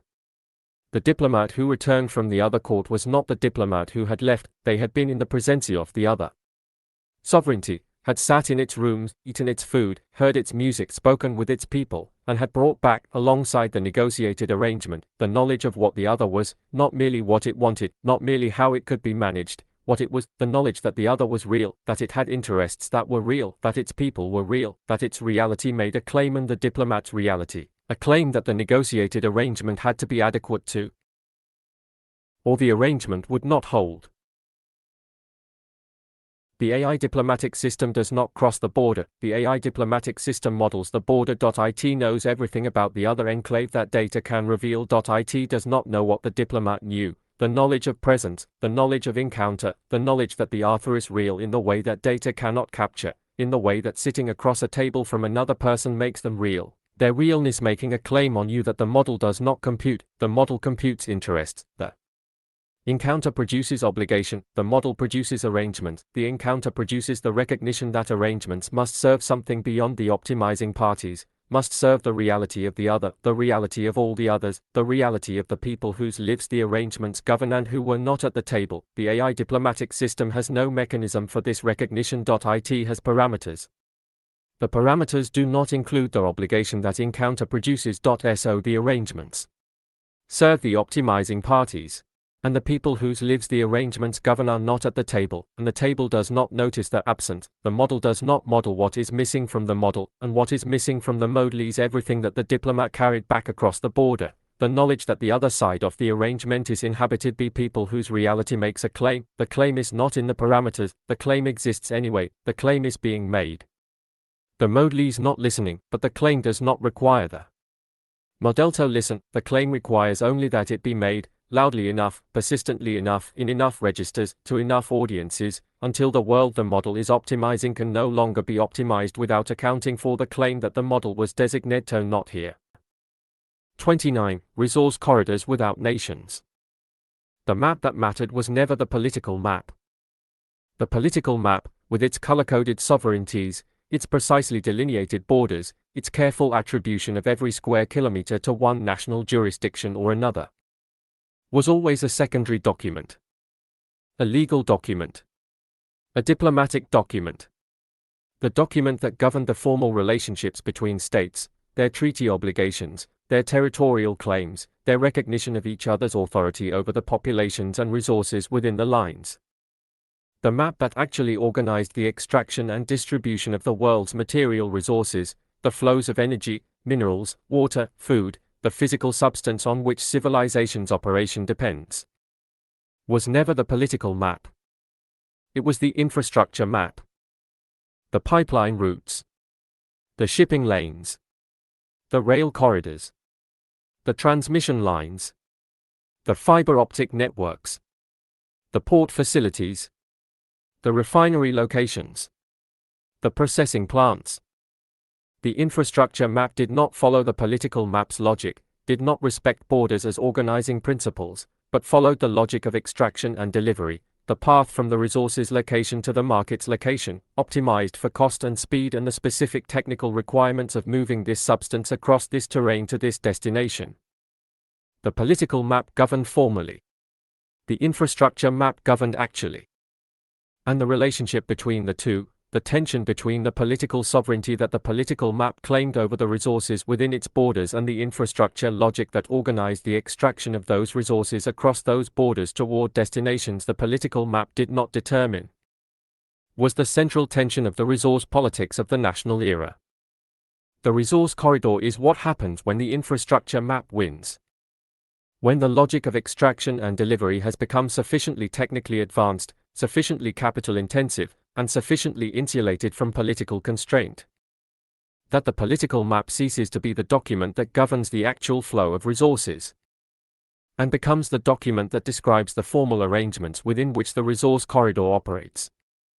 The legal fiction that the corridor has agreed to maintain. The border it crosses because the border's government has agreed to let it cross, in exchange for whatever the corridor has calculated is sufficient to purchase that agreement. The resource corridor is not new. The Silk Road was a resource corridor, a network of routes organized around the extraction of specific goods from specific locations and their delivery to specific markets, operating across the territories of dozens of sovereigns, each of which exercised formal authority over the portion of the corridor within its borders, and each of which was navigated through the specific combination of tribute, trade, and threat that the corridor's operators had developed for each sovereign context. The colonial infrastructure was resource corridors, the railways built not to connect populations but to connect mineral deposits to ports, the ports built not to serve coastal communities but to serve the extraction economy that the railway delivered to them, the entire physical infrastructure of colonial territories organized not around the territory's internal development but around the territory's external exploitation. The corridor was the colony's purpose. The colony was the corridor's context. The population was the corridor's labor supply and the corridor's problem, present in the corridor's space, requiring management, not its constituency. The contemporary resource corridor inherits this architecture, inherits the specific logic of the infrastructure that serves extraction over the territory it crosses, and deploys it with the compounds technology. the AI-optimized routing, the autonomous logistics, the real-time management of the corridor's operations, and the compound's political architecture. The specific legal frameworks that insulate the corridor's operations from the political sovereignty of the territories it crosses, producing the resource corridor without nations. The infrastructure that extracts and delivers across the political map without being governed by it. That uses the political map's jurisdictions as the context for its operation, and governs itself. The resource corridor without nations has a specific legal architecture that enables its operation. The architecture that converts the political sovereignty of the nations it crosses from a constraint on its operation into a service it purchases. The architecture consists of several layers. The concession layer. The corridor obtains, from each nation whose territory it crosses, concession, the specific legal grant of authority to operate the corridor's infrastructure within the national territory, in exchange for the specific compensation that the negotiation between the corridor's capital and the national government has determined. The compensation may be direct, a payment, a revenue share, a portion of the extracted resource. It may be indirect, infrastructure development, employment guarantees, the specific benefits that the national government's population will receive from the corridor's presence. Or it may be something the compensation framework does not acknowledge directly, the specific benefits to the national government's decision-makers whose personal interests align with the corridor's concession in ways that the concession agreement does not record. Each layer of compensation purchases a specific form of sovereignty surrender, the nation agreeing to treat the corridor not as an entity subject to its governance but as an entity operating within its territory under the terms the concession specifies. The concession converts sovereignty from a political fact into a commercial arrangement, the nation's authority over its territory becoming, within the corridor's footprint, a fee-for-service relationship between the nation and the corridor's operators. The extraterritoriality layer. The corridor's operations, within the boundaries the concession defines, governed not by national law but by the corridor's own legal framework. The specific rules, standards, and dispute resolution mechanisms that the corridor's operators have developed to govern the corridor's internal operations. Disputes within the corridor are resolved by the corridor's arbitration system, not by national courts. Environmental standards within the corridor are the corridor's standards, not the national standards that apply to operations outside the corridor.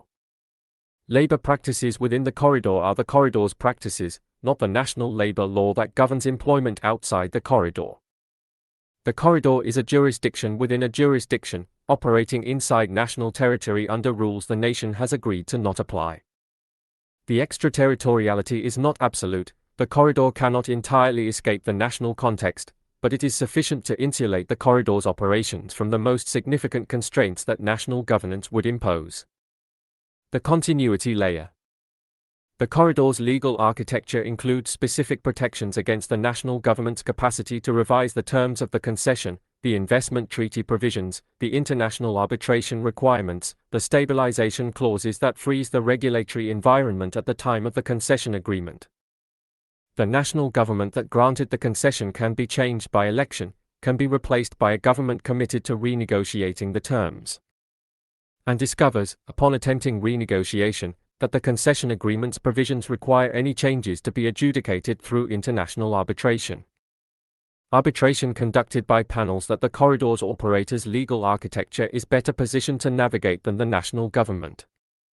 Arbitration that can award damages against the national government for regulatory changes that the corridor's operators claim reduce the concession's value. The continuity layer converts the concession from a temporary political arrangement into a quasi-permanent infrastructure claim. The corridor's presence in the territory becoming more durable than the governments that granted it. Because governments change and concessions are protected against the changes. The resource corridor without nations is most visible in its physical form, in the specific infrastructure that the corridor builds and operates. Pipelines that cross national boundaries with the specific rights of way that the concession established, that the national populations along the route may or may not have been consulted about. Port facilities that are nominally within national territory but are governed, within their perimeter, by the corridor's operational authority, that the National Customs Authority processes at the gate but does not govern inside. Rail networks that connect the extraction site to the export facility through whatever intermediate territory the routing optimization specifies. The specific populations whose land the routing crosses compensated at rates the concession agreement established before the routing was decided. But the resource corridor without nations is most consequential in its invisible form, in the digital and financial infrastructure that organizes the corridor's operations. The data networks that manage the corridor's logistics, that optimize routing, track inventory, manage the supply chain from extraction point to delivery destination, operating across national boundaries without the political boundaries appearing in the optimization function. The financial flows that the corridor generates, the revenue from the extracted resources, organized through the compound's financial architecture to minimize exposure to the national tax jurisdictions through whose territory the corridor passes. The value that is extracted from the territory leaving the territory through the financial architecture rather than being retained by the political jurisdiction that granted the corridor the right to extract it. The nation gets the fee. The corridor gets the resource. The resource's value flows to the compound's capital structure, the structure that is organized, precisely, to not be inside any national jurisdiction that might claim a share of it. The geography of resource corridors without nations produces a specific landscape, a physical and political geography that is, in its structure, the new feudal architecture's most literal expression on the surface of the earth. The extraction zone. The point of origin, where the resource is located and where the extraction infrastructure is concentrated. The extraction zone is the corridor's most intensive footprint, the mines, the wells, the processing facilities, the worker accommodation, the security infrastructure, a concentration of compound capital in the specific location where the resource requires it. The extraction zone is not governed by the nation whose territory it occupies, or is governed by the nation only to the degree that the concession has not granted the corridor authority that supersedes national governance. In practice, the extraction zone is the compound's most complete physical expression outside the compound's own perimeter, a compound within the nation, operating under the corridor's legal framework, secured by the corridor's security architecture, governed by the corridor's operational authority. The enclave of the extraction economy embedded in the national territory without being of it. The population adjacent to the extraction zone, the communities whose land surrounds the facility, whose water tables are adjacent to its operations, whose air quality is downwind of its processing, these populations are not the corridor's constituency. They are the corridor's externality, the costs that the corridor's operations impose on people who are not party to the concession and who have no mechanism to enforce their interests against it. Because the concession's legal architecture has placed the corridor's operations outside the reach of the governance mechanisms that the adjacent population might use to assert their interests. The extraction zone extracts. The adjacent population absorbs the extraction's costs. The corridor's capital captures the extraction's benefits. The nation's government receives the concession fee. This is the extraction economy in its contemporary form, not different in structure from its colonial predecessor, different in its legal sophistication, its physical scale, and the precision with which the extraction's benefits and the extraction's costs are allocated to different populations. The transit corridor.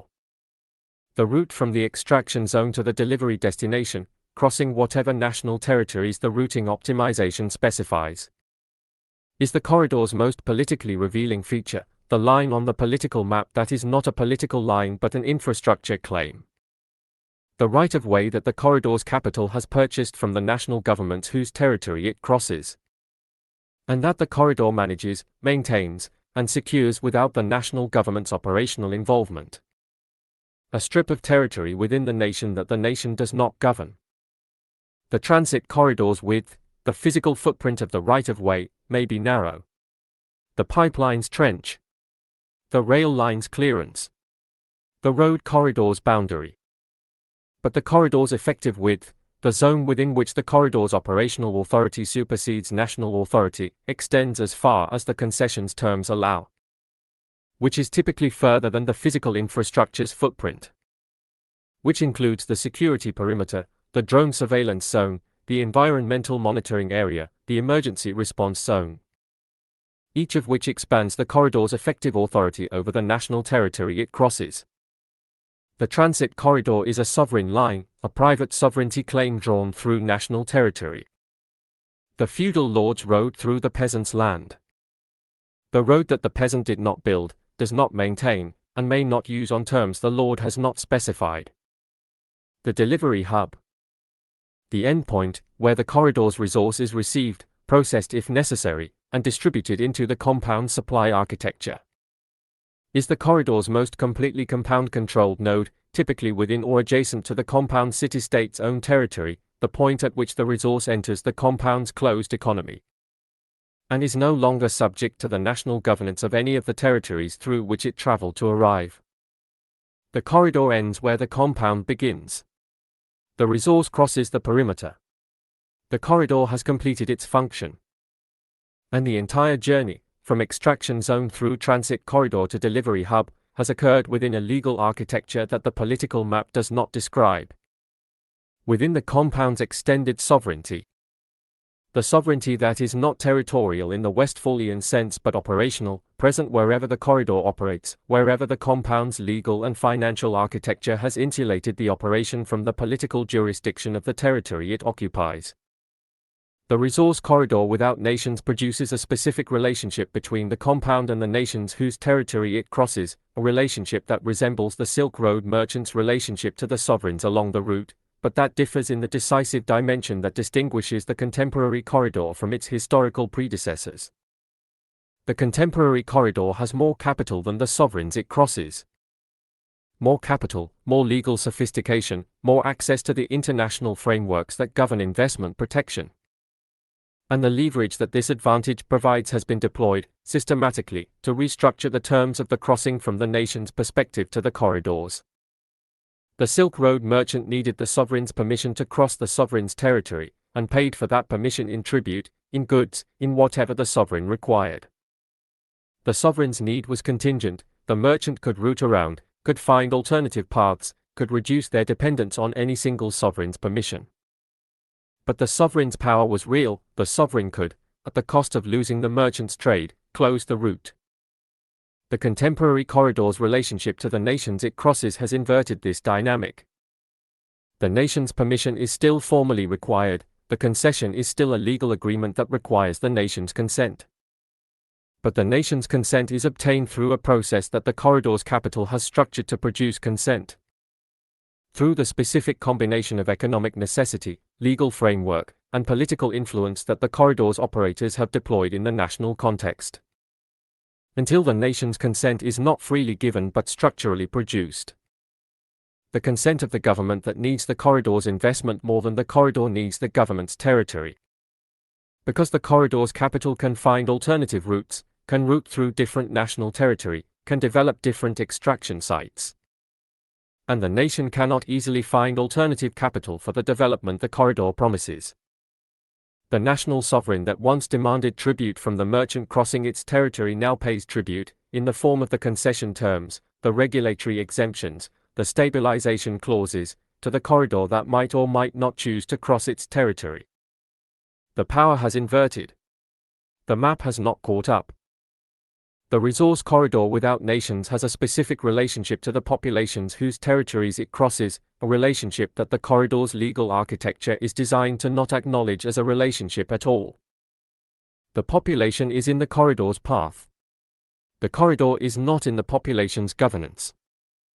The population has claims, to the land the corridor crosses, to the water the corridor uses, to the air quality the corridor degrades, to the safety standards the corridor's operations affect.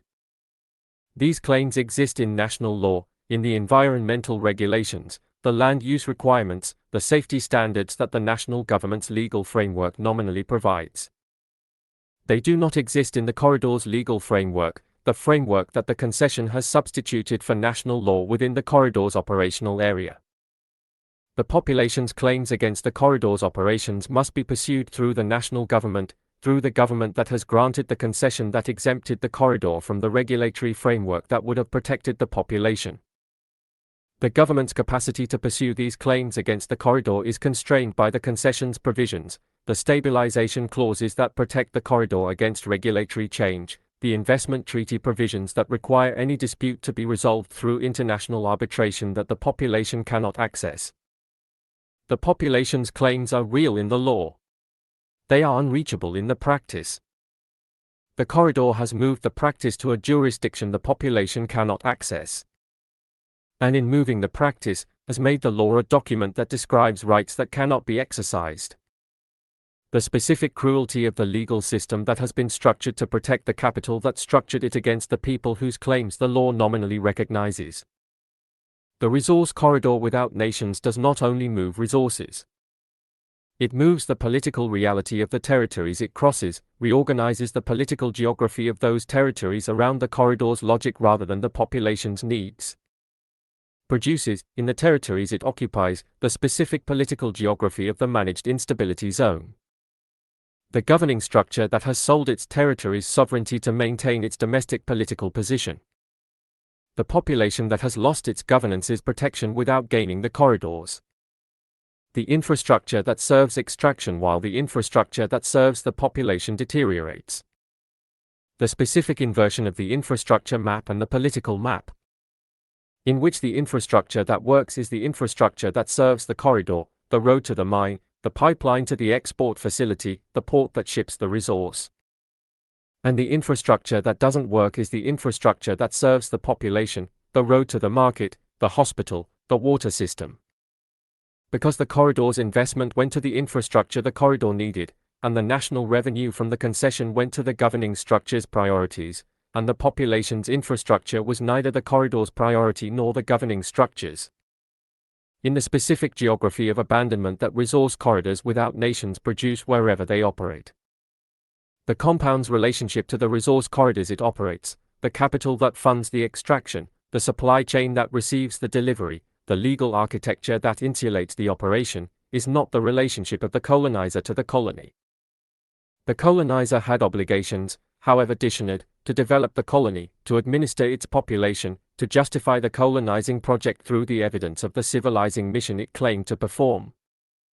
The compound has no such obligations. The compound has a concession. The concession specifies obligations, the fee, the employment percentage, the environmental compliance within defined parameters, and the compound meets the concession's obligations.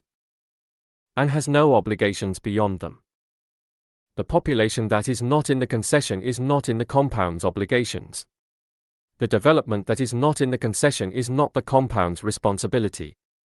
The governance that the concession's regulatory exemptions have displaced is not the compound's concern. The compound extracts. The corridor delivers. The delivery serves the compound's interior. The national government receives the fee. The population absorbs the externalities. And the corridor continues, because the arrangement is legally durable, politically managed, and operationally efficient. Because the compound's AI systems have optimized it to continue. And because the national government that might renegotiate it is constrained by the legal architecture that the concession established. And because the population that might pressure the renegotiation has insufficient leverage to constitute a credible pressure. And because the corridor has been operating long enough that the national economy has been restructured around it. The economic dependency that the corridor's operators understood would develop when they designed the concession. The dependency that makes renegotiation not merely legally difficult but economically catastrophic. Because the national economy has been organized around the corridor's presence. And the corridor's departure would be more devastating to the national government's stability than the corridor's exploitative terms. The corridor captures the resource. The corridor also captures the national economy. Both captures are by design. Both are maintained by the dependency the design produces. This is the resource corridor without nations, the infrastructure that extracts without governing, that profits without providing, that crosses without belonging. The latest iteration of the oldest arrangement between concentrated capital and the territories that capital has decided are most valuable for what can be taken from them. Not what can be built within them. Not who can be served inside them. But what can be extracted through them. And delivered. To the compound. Behind the wall. Where the resource arrives as supply chain efficiency. Where the territory it came from is a data point in the logistics system.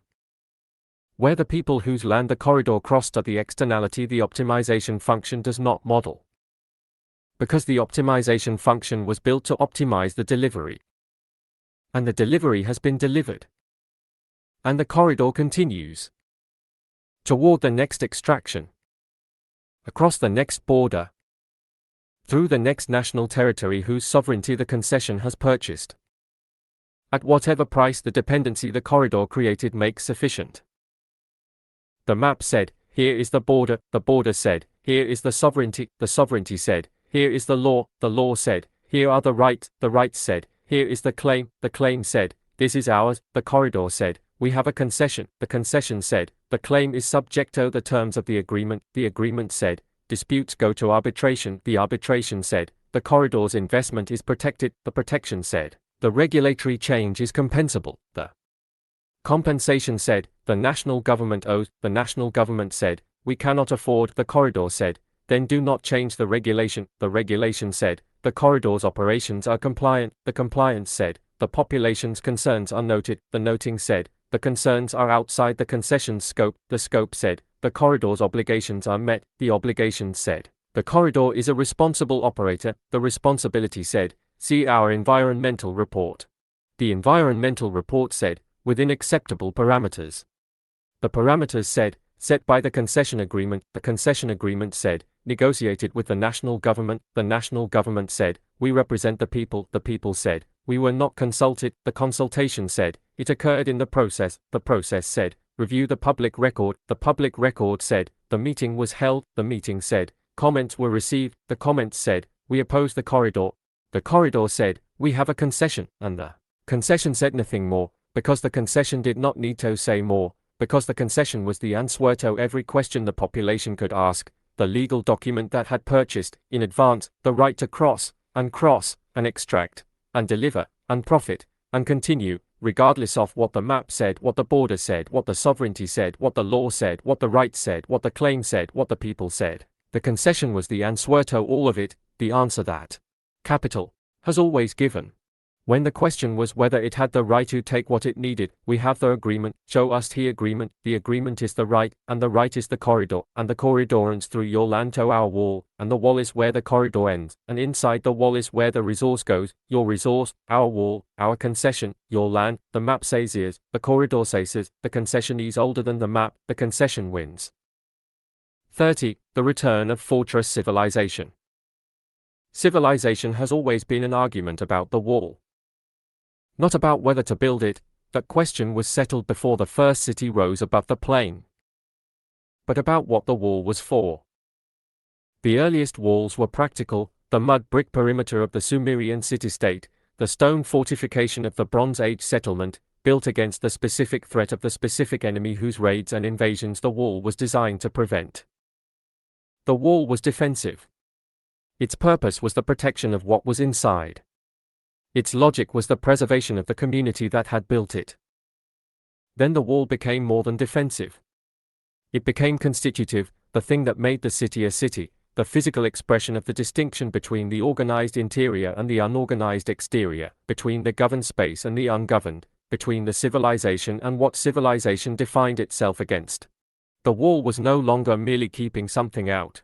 It was defining what was in, constituting the interior as the place where the specific practices that the civilization called civilized occurred, where the law applied, where the market operated, where the gods were properly honored, where the human being was fully human in the sense the civilization meant when it used that word. Outside the wall, not the enemy, necessarily, often the merely other, the merely different, the merely not here, the people and the practices that the civilization's self-definition required to be outside in order for inside to mean what it meant. The wall created the civilization as much as the civilization built the wall. They were the same gesture, the drawing of the line that made the inside possible by making the outside the outside. Fortress civilization, the organization of the entire civilizational project around the principle of the fortified interior, is not the same as the defensive wall. The defensive wall was built against a specific threat and was understood as a temporary measure, the specific protection against the specific danger that would eventually be resolved, the enemy defeated, the threat managed, the wall made less necessary by the peace its protection enabled. Fortress civilization is the condition in which the wall is not temporary, not a response to a specific threat but the permanent organizing principle of the civilizational project. in which the interior is not merely protected by the wall but defined by it, in which the civilization's entire logic, its governance, its economy, its social architecture, its cultural production, is organized around the maintenance of the distinction between inside and outside as the primary political fact. Fortress civilization does not build the wall against a specific enemy. It builds the wall because the wall is what civilization means. Because inside is where civilization is, and outside is where civilization is not. And the wall is the definitive statement of that distinction. Permanent, defended, constitutive of the identity it separates. The historical instances of fortress civilization share a specific set of characteristics that distinguish them from the ordinary civilization that builds walls for the ordinary purpose of defense. The internalization of the perimeter. In fortress civilization, the wall is not external to the civilizational project, not the infrastructure that protects the civilization while the civilization pursues its actual purposes. The wall is the project. The civilization's resources, its capital, its talent, its organizational energy, are directed primarily toward the maintenance and improvement of the perimeter. The refinement of the wall's technology, the extension of the surveillance architecture, the development of the deterrence systems, the cultivation of the loyalty that makes the perimeter's human components reliable, at the expense of the internal development that the perimeter was ostensibly protecting. The fortress civilization spends itself on its wall, and in spending itself on its wall, progressively reduces the internal vitality that made the wall worth building. The redefinition of civilization as exclusion. In ordinary civilization, the wall defines the inside as the place where civilization's project occurs, but the project itself is not defined by the wall. The project is the philosophy, the art, the commerce, the governance, the specifically human activities that the wall protects by keeping the barbarian outside. In fortress civilization, the project becomes the exclusion itself. The civilization's primary self-understanding, the story it tells about what makes it valuable, what justifies its existence, what distinguishes it from what is outside, becomes the story of the distinction. Not, we are civilized because we do these things, but, we are civilized because we are inside and they are outside. The wall becomes the civilization's identity rather than its protection. And the civilization that has made the wall its identity has made exclusion its purpose. And a civilization whose purpose is exclusion has no purpose beyond the wall. The progressive shrinking of the inside. Fortress civilization tends, historically, to contract. Not immediately. The fortress is built in a period of expansion, when the civilization has more resources than the wall requires, when the inside is generous, the perimeter expansive, the definition of who belongs broad enough to include most of those who consider themselves part of the civilizational project. Then the wall's maintenance cost rises, or the resources available to pay it decline, or the threat outside intensifies, or the definition of who belongs becomes more restrictive as the inside becomes more anxious about what is outside. The perimeter tightens. The definition of who belongs inside the definition contracts. The inside becomes smaller, more selected, more defended, more defined by its own narrowness. And the civilization that was once an expansive project becomes a defended remnant. Defended with increasing ferocity as its territory shrinks. Spending more of its diminishing resources on the wall that is protecting less and less of what it was supposed to protect. Until the wall is all that remains. The perimeter without the civilization it was built for. The fortress that has forgotten what it was fortifying. The return of fortress civilization in the compound era is distinguished from its historical predecessors by three features that make the contemporary version more durable, more total, and more difficult to disrupt than any prior instance. First, it is voluntary. The prior fortress civilizations, the walled city that refused to open its gates, the besieged palace that could not, were defensive responses to external threat. The fortress was built because the outside was dangerous, because the specific military, political, or cultural threat made the wall necessary. The contemporary compound's fortress civilization is not built under duress.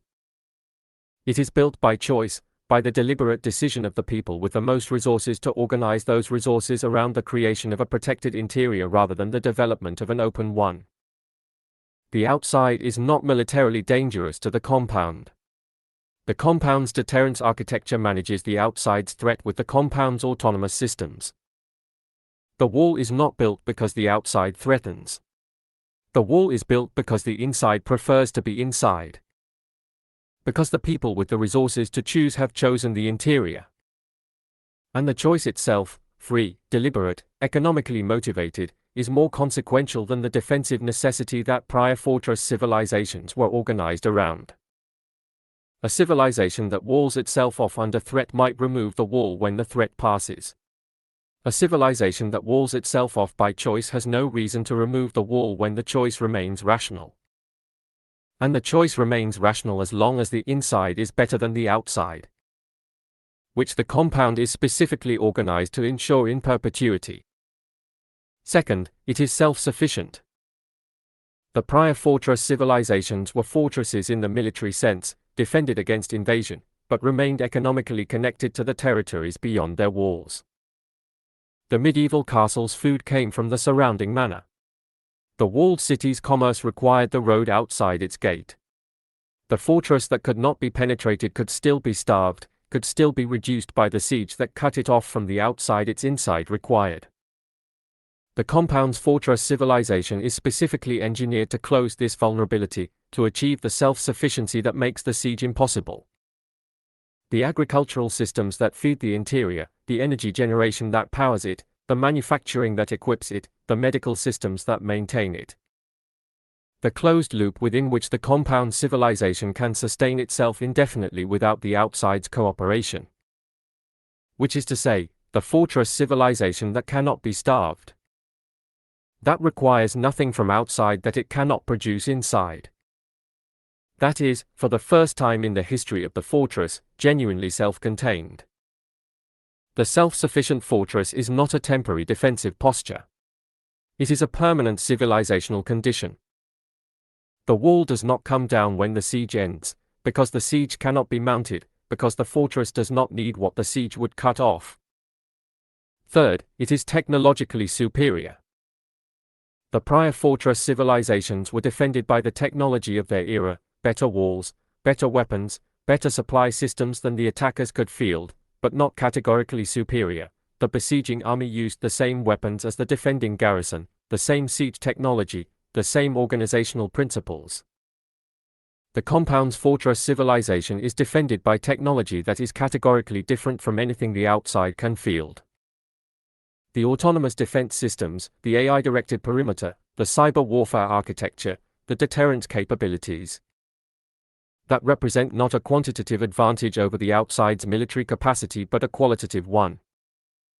The outside cannot build what the compound has because the compound has closed the innovation loop, develops its military technology inside its wall with its closed innovation state's capabilities, and the outside's access to the compound's technological frontier is precisely what the wall was built to prevent. The compound's fortress civilization widens its technological advantage continuously, the gap between the compound's defense capability and the outside's challenge capability growing with each generation of the compound's closed innovation. The fortress that becomes more secure with each passing year, not through the accumulation of static defenses but through the dynamic advancement of the systems that make the outside's challenge progressively less credible, is the fortress that has solved the prior fortress civilization's fundamental vulnerability. The vulnerability to the patient siege, to the outside's accumulation of the capability to eventually overcome the wall. The compound's wall cannot be overcome by accumulation, because the compound is accumulating faster.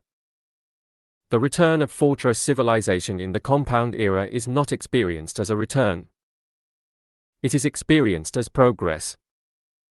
This is the most important feature of the contemporary fortress civilization, the feature that distinguishes it from its historical predecessors in the political dimension.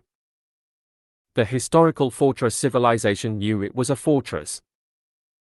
It knew its walls, celebrated its defenses, understood its condition as the defense of something specific against something threatening, had a name for what was outside and a theory of why the outside was dangerous. The compound's fortress civilization does not present itself as a fortress at all. It presents itself as an innovation hub, as a governance laboratory, as the leading edge of human development, the place where the future is being built, the point from which the advances that will eventually benefit everyone are being generated. The wall is not the fortress civilization's identity. The wall is the compound security infrastructure, the practical necessity of operating at the frontier of human capability in a world that has not yet caught up. The inside is not the fortress interior. It is the innovation environment, the specifically designed, carefully selected, continuously optimized space within which the kind of work that requires protection can proceed without the disruption of the outside's complexity. The outside is not the barbarian, the threatening other that the fortress is built against. It is the world in an earlier stage of development, the place that the compound's innovations will eventually reach, the beneficiary of the inside's work, once the inside's work is complete enough to distribute. This framing, the compound as frontier, not fortress, is the compound's most consequential political achievement. The conversion of the fortress civilization's logic, the inside's superiority, the outside's exclusion, the wall's permanence, into the language of progress, of development, of the inevitable advance of human capability that the compound happens to be leading. The fortress civilization that presents itself as progress cannot be challenged as a fortress civilization. It can only be challenged as an inadequate realization of progress, as a version of the future that has not yet delivered on its stated commitment to the outside's eventual benefit. And the inside, hearing this challenge, responds. We are working on it. The delivery is coming. The outside's patience is the price of the inside's work. Have patience. The fortress is not a fortress. It is a laboratory. And the laboratory is almost ready to publish. The new feudal architecture's fortress civilization has a specific relationship to history that the compound's governing class is acutely aware of. The relationship of recognition. The governing class knows what fortress civilizations have historically produced.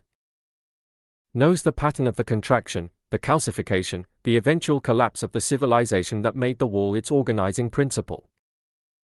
And has organized the compound's design around the specific corrections that the historical pattern suggests.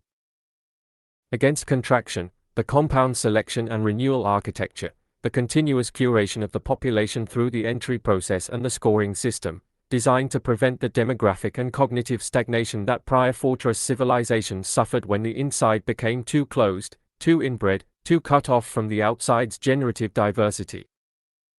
The compound selects from the outside continuously. The compound's inside is not static. It renews itself through recruitment, through the extraction of the outside's most capable members, maintaining the internal vitality that static closure would have destroyed. The contraction is managed by making the inside permeable in one direction, talent flows in, nothing significant flows out. The inside does not contract. It deepens, becomes more capable, more selected, more cognitively concentrated, while remaining numerically stable through the selective admission that replaces attrition. Against calcification, the compound's innovation architecture, the closed innovation state's continuous commitment to the development of new capability, designed to prevent the intellectual stagnation that prior fortress civilizations suffered when the inside stopped generating the ideas that justified its existence. The compound is not defending an existing achievement. It is generating new ones.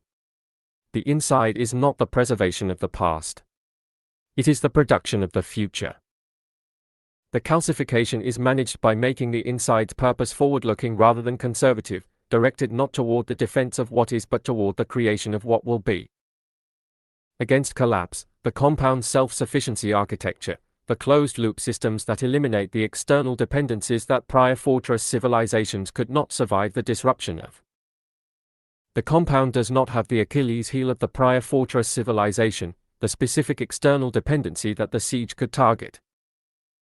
The self-sufficiency is the anti-collapse mechanism, the fortress civilization that cannot be starved, cannot be sanctioned, cannot be pressured into the terms of the siege by the cutting of the specific supply that the siege was always designed to cut.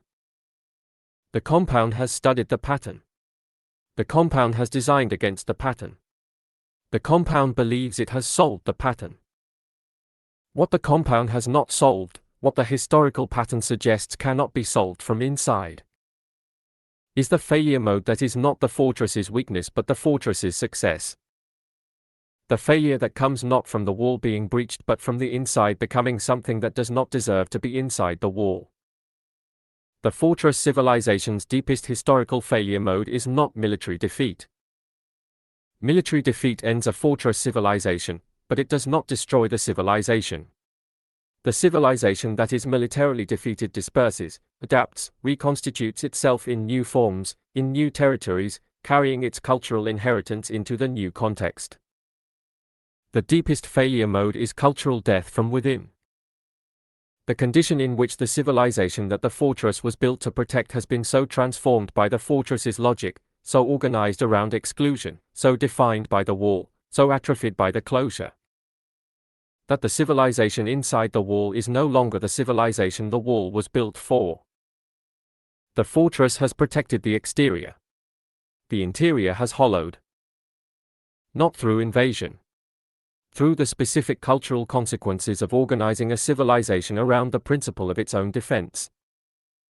The progressive narrowing of what the civilization considers worthy to what the fortress considers useful. The replacement of the civilization's cultural diversity, the diversity that generates the creativity that makes the civilization worth preserving, with the selected homogeneity of the population the entry process has optimized for productive utility. The loss of the capacity for self-criticism, the internal cultural capacity to question the civilization's own premises, as the selection process removes from the inside the people whose questioning is the mechanism of cultural renewal. The replacement of the civilization's genuine encounter with the outside, the encounter that has always generated the civilizational energy of the contact between different traditions, with the managed data streams through which the compound observes the outside without being changed by it. The fortress civilization that has replaced genuine encounter with managed observation, that has replaced cultural diversity with selected homogeneity, that has replaced self-criticism with continuous self-optimization, has built a very good fortress around a diminishing civilization. The return of fortress civilization is the new feudal architecture's most complete expression. Not in the sense of the most dramatic, not in the sense of the most militarily threatening, not in the sense of the most immediately consequential for the populations outside the wall, but in the sense of the most revealing. The expression that most completely shows what the compound secession doctrine actually is. What the 1% gone bad has actually done with the resources and the intelligence and the time horizon and the biological extension and the cognitive augmentation and the closed innovation and the autonomous defense and the sovereign territory. Has built, with all of it, a wall. And called the wall a civilization. And organized the civilization around the wall's maintenance. And made the wall's maintenance the civilization's highest purpose. And forgotten, progressively, irreversibly, over the generations that the longevity program has stretched into permanence. What the civilization was supposed to be for. Not the wall. Not the inside. Not the selected population optimized for productivity within the defended interior. The civilization was supposed to be for the human project. The messy, diverse, conflicted, generative, self-contradicting, creative, destructive, ultimately irreducible project of human beings figuring out, together, how to live. The fortress civilization has removed the together. And without the together, the figuring out is just optimization. And the optimization is just the wall. And the wall is just the wall.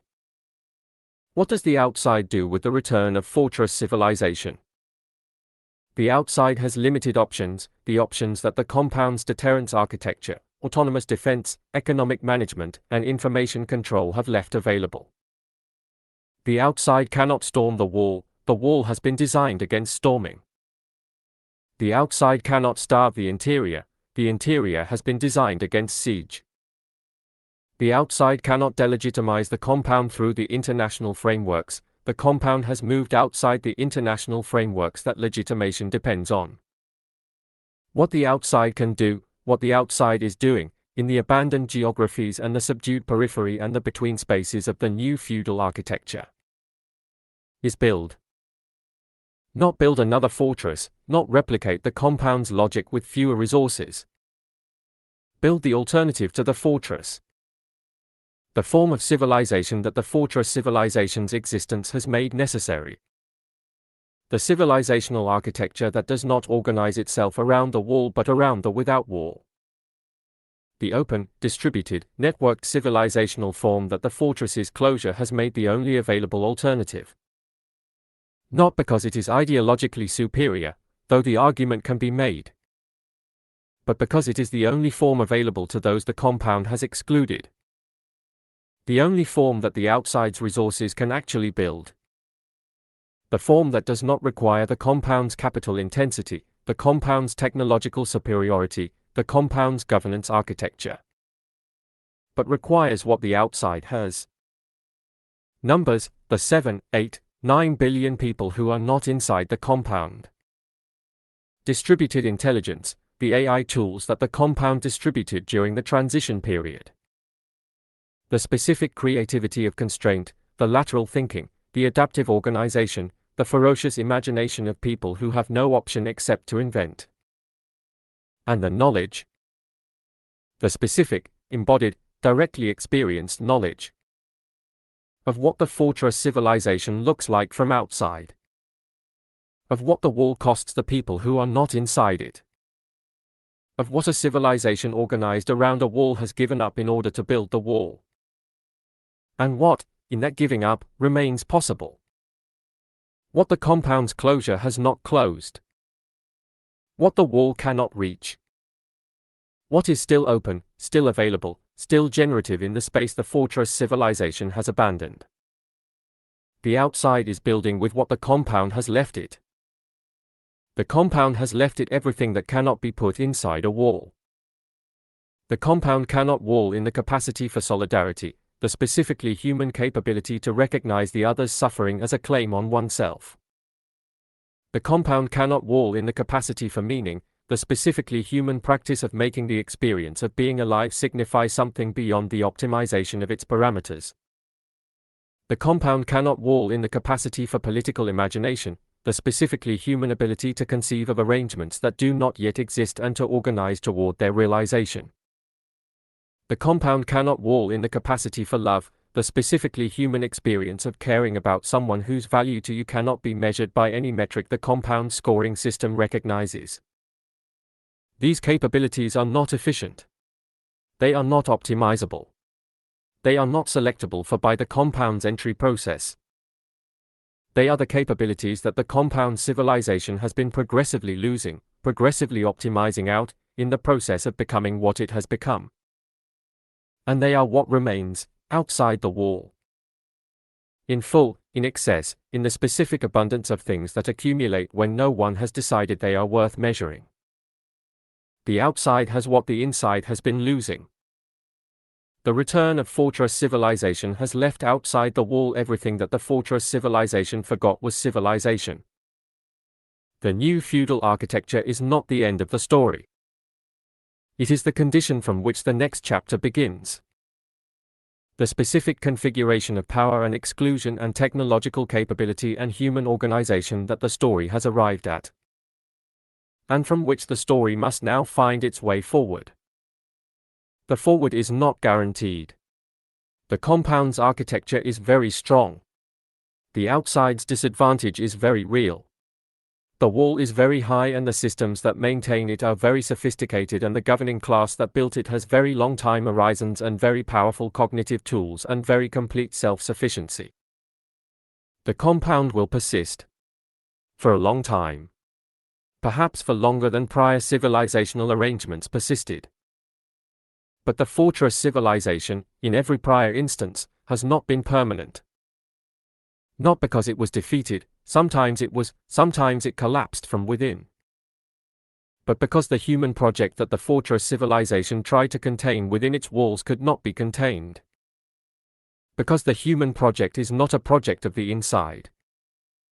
It is the project of the encounter, the meeting at the edge, the contact between different ways of being human, the specific generativity of the between space, the space the fortress civilization has abandoned, and tried to call terrain, and that the outside is now, slowly, quietly, building into something. Something the fortress civilization's models do not have a category for. Because the category was left outside the wall.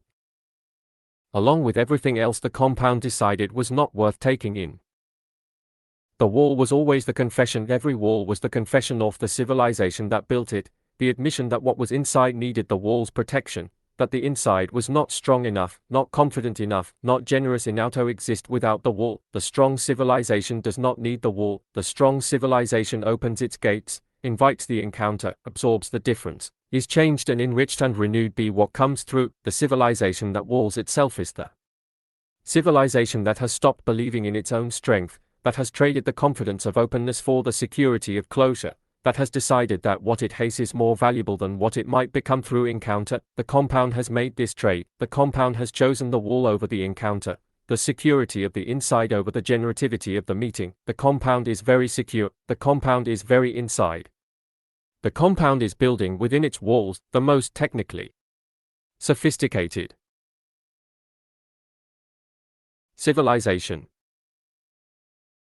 in the history of the species, and it is losing, with each generation that the longevity program extends behind the wall, the thing that made civilization worth building, the encounter with the other, the meeting that changes you, the contact that makes you more than what you were before the contact, the specifically human experience of being changed by what you did not expect, of being enlarged by what the wall was built to keep out. The wall keeps it out. The compound is safe. The compound is diminishing. Not in power, not in capability, not in the metric the compound measures itself by, but in the quality of what it is for, the slowly emptying interior of the fortress civilization that has perfected its defenses and forgotten its purpose, that has made the wall so big it can no longer see over it, that has secured itself so completely against the outside that the outside is no longer imaginable from inside, and without the imagination of the outside, the inside cannot imagine anything it has not already imagined. And without that imagination, the civilization inside the wall is not advancing toward the future. It is orbiting its own founding, circling the moment the wall went up, forever, in the specific stasis of the system that has optimized itself into perfection, and discovered that perfection is another word for the end of the becoming that was civilization's actual project. Outside the wall, the becoming continues, imperfect, unoptimized, dangerous, alive. Discussion about this episode. Comments. And it's not just about you as an individual, it's about how you fit into your community and the planet.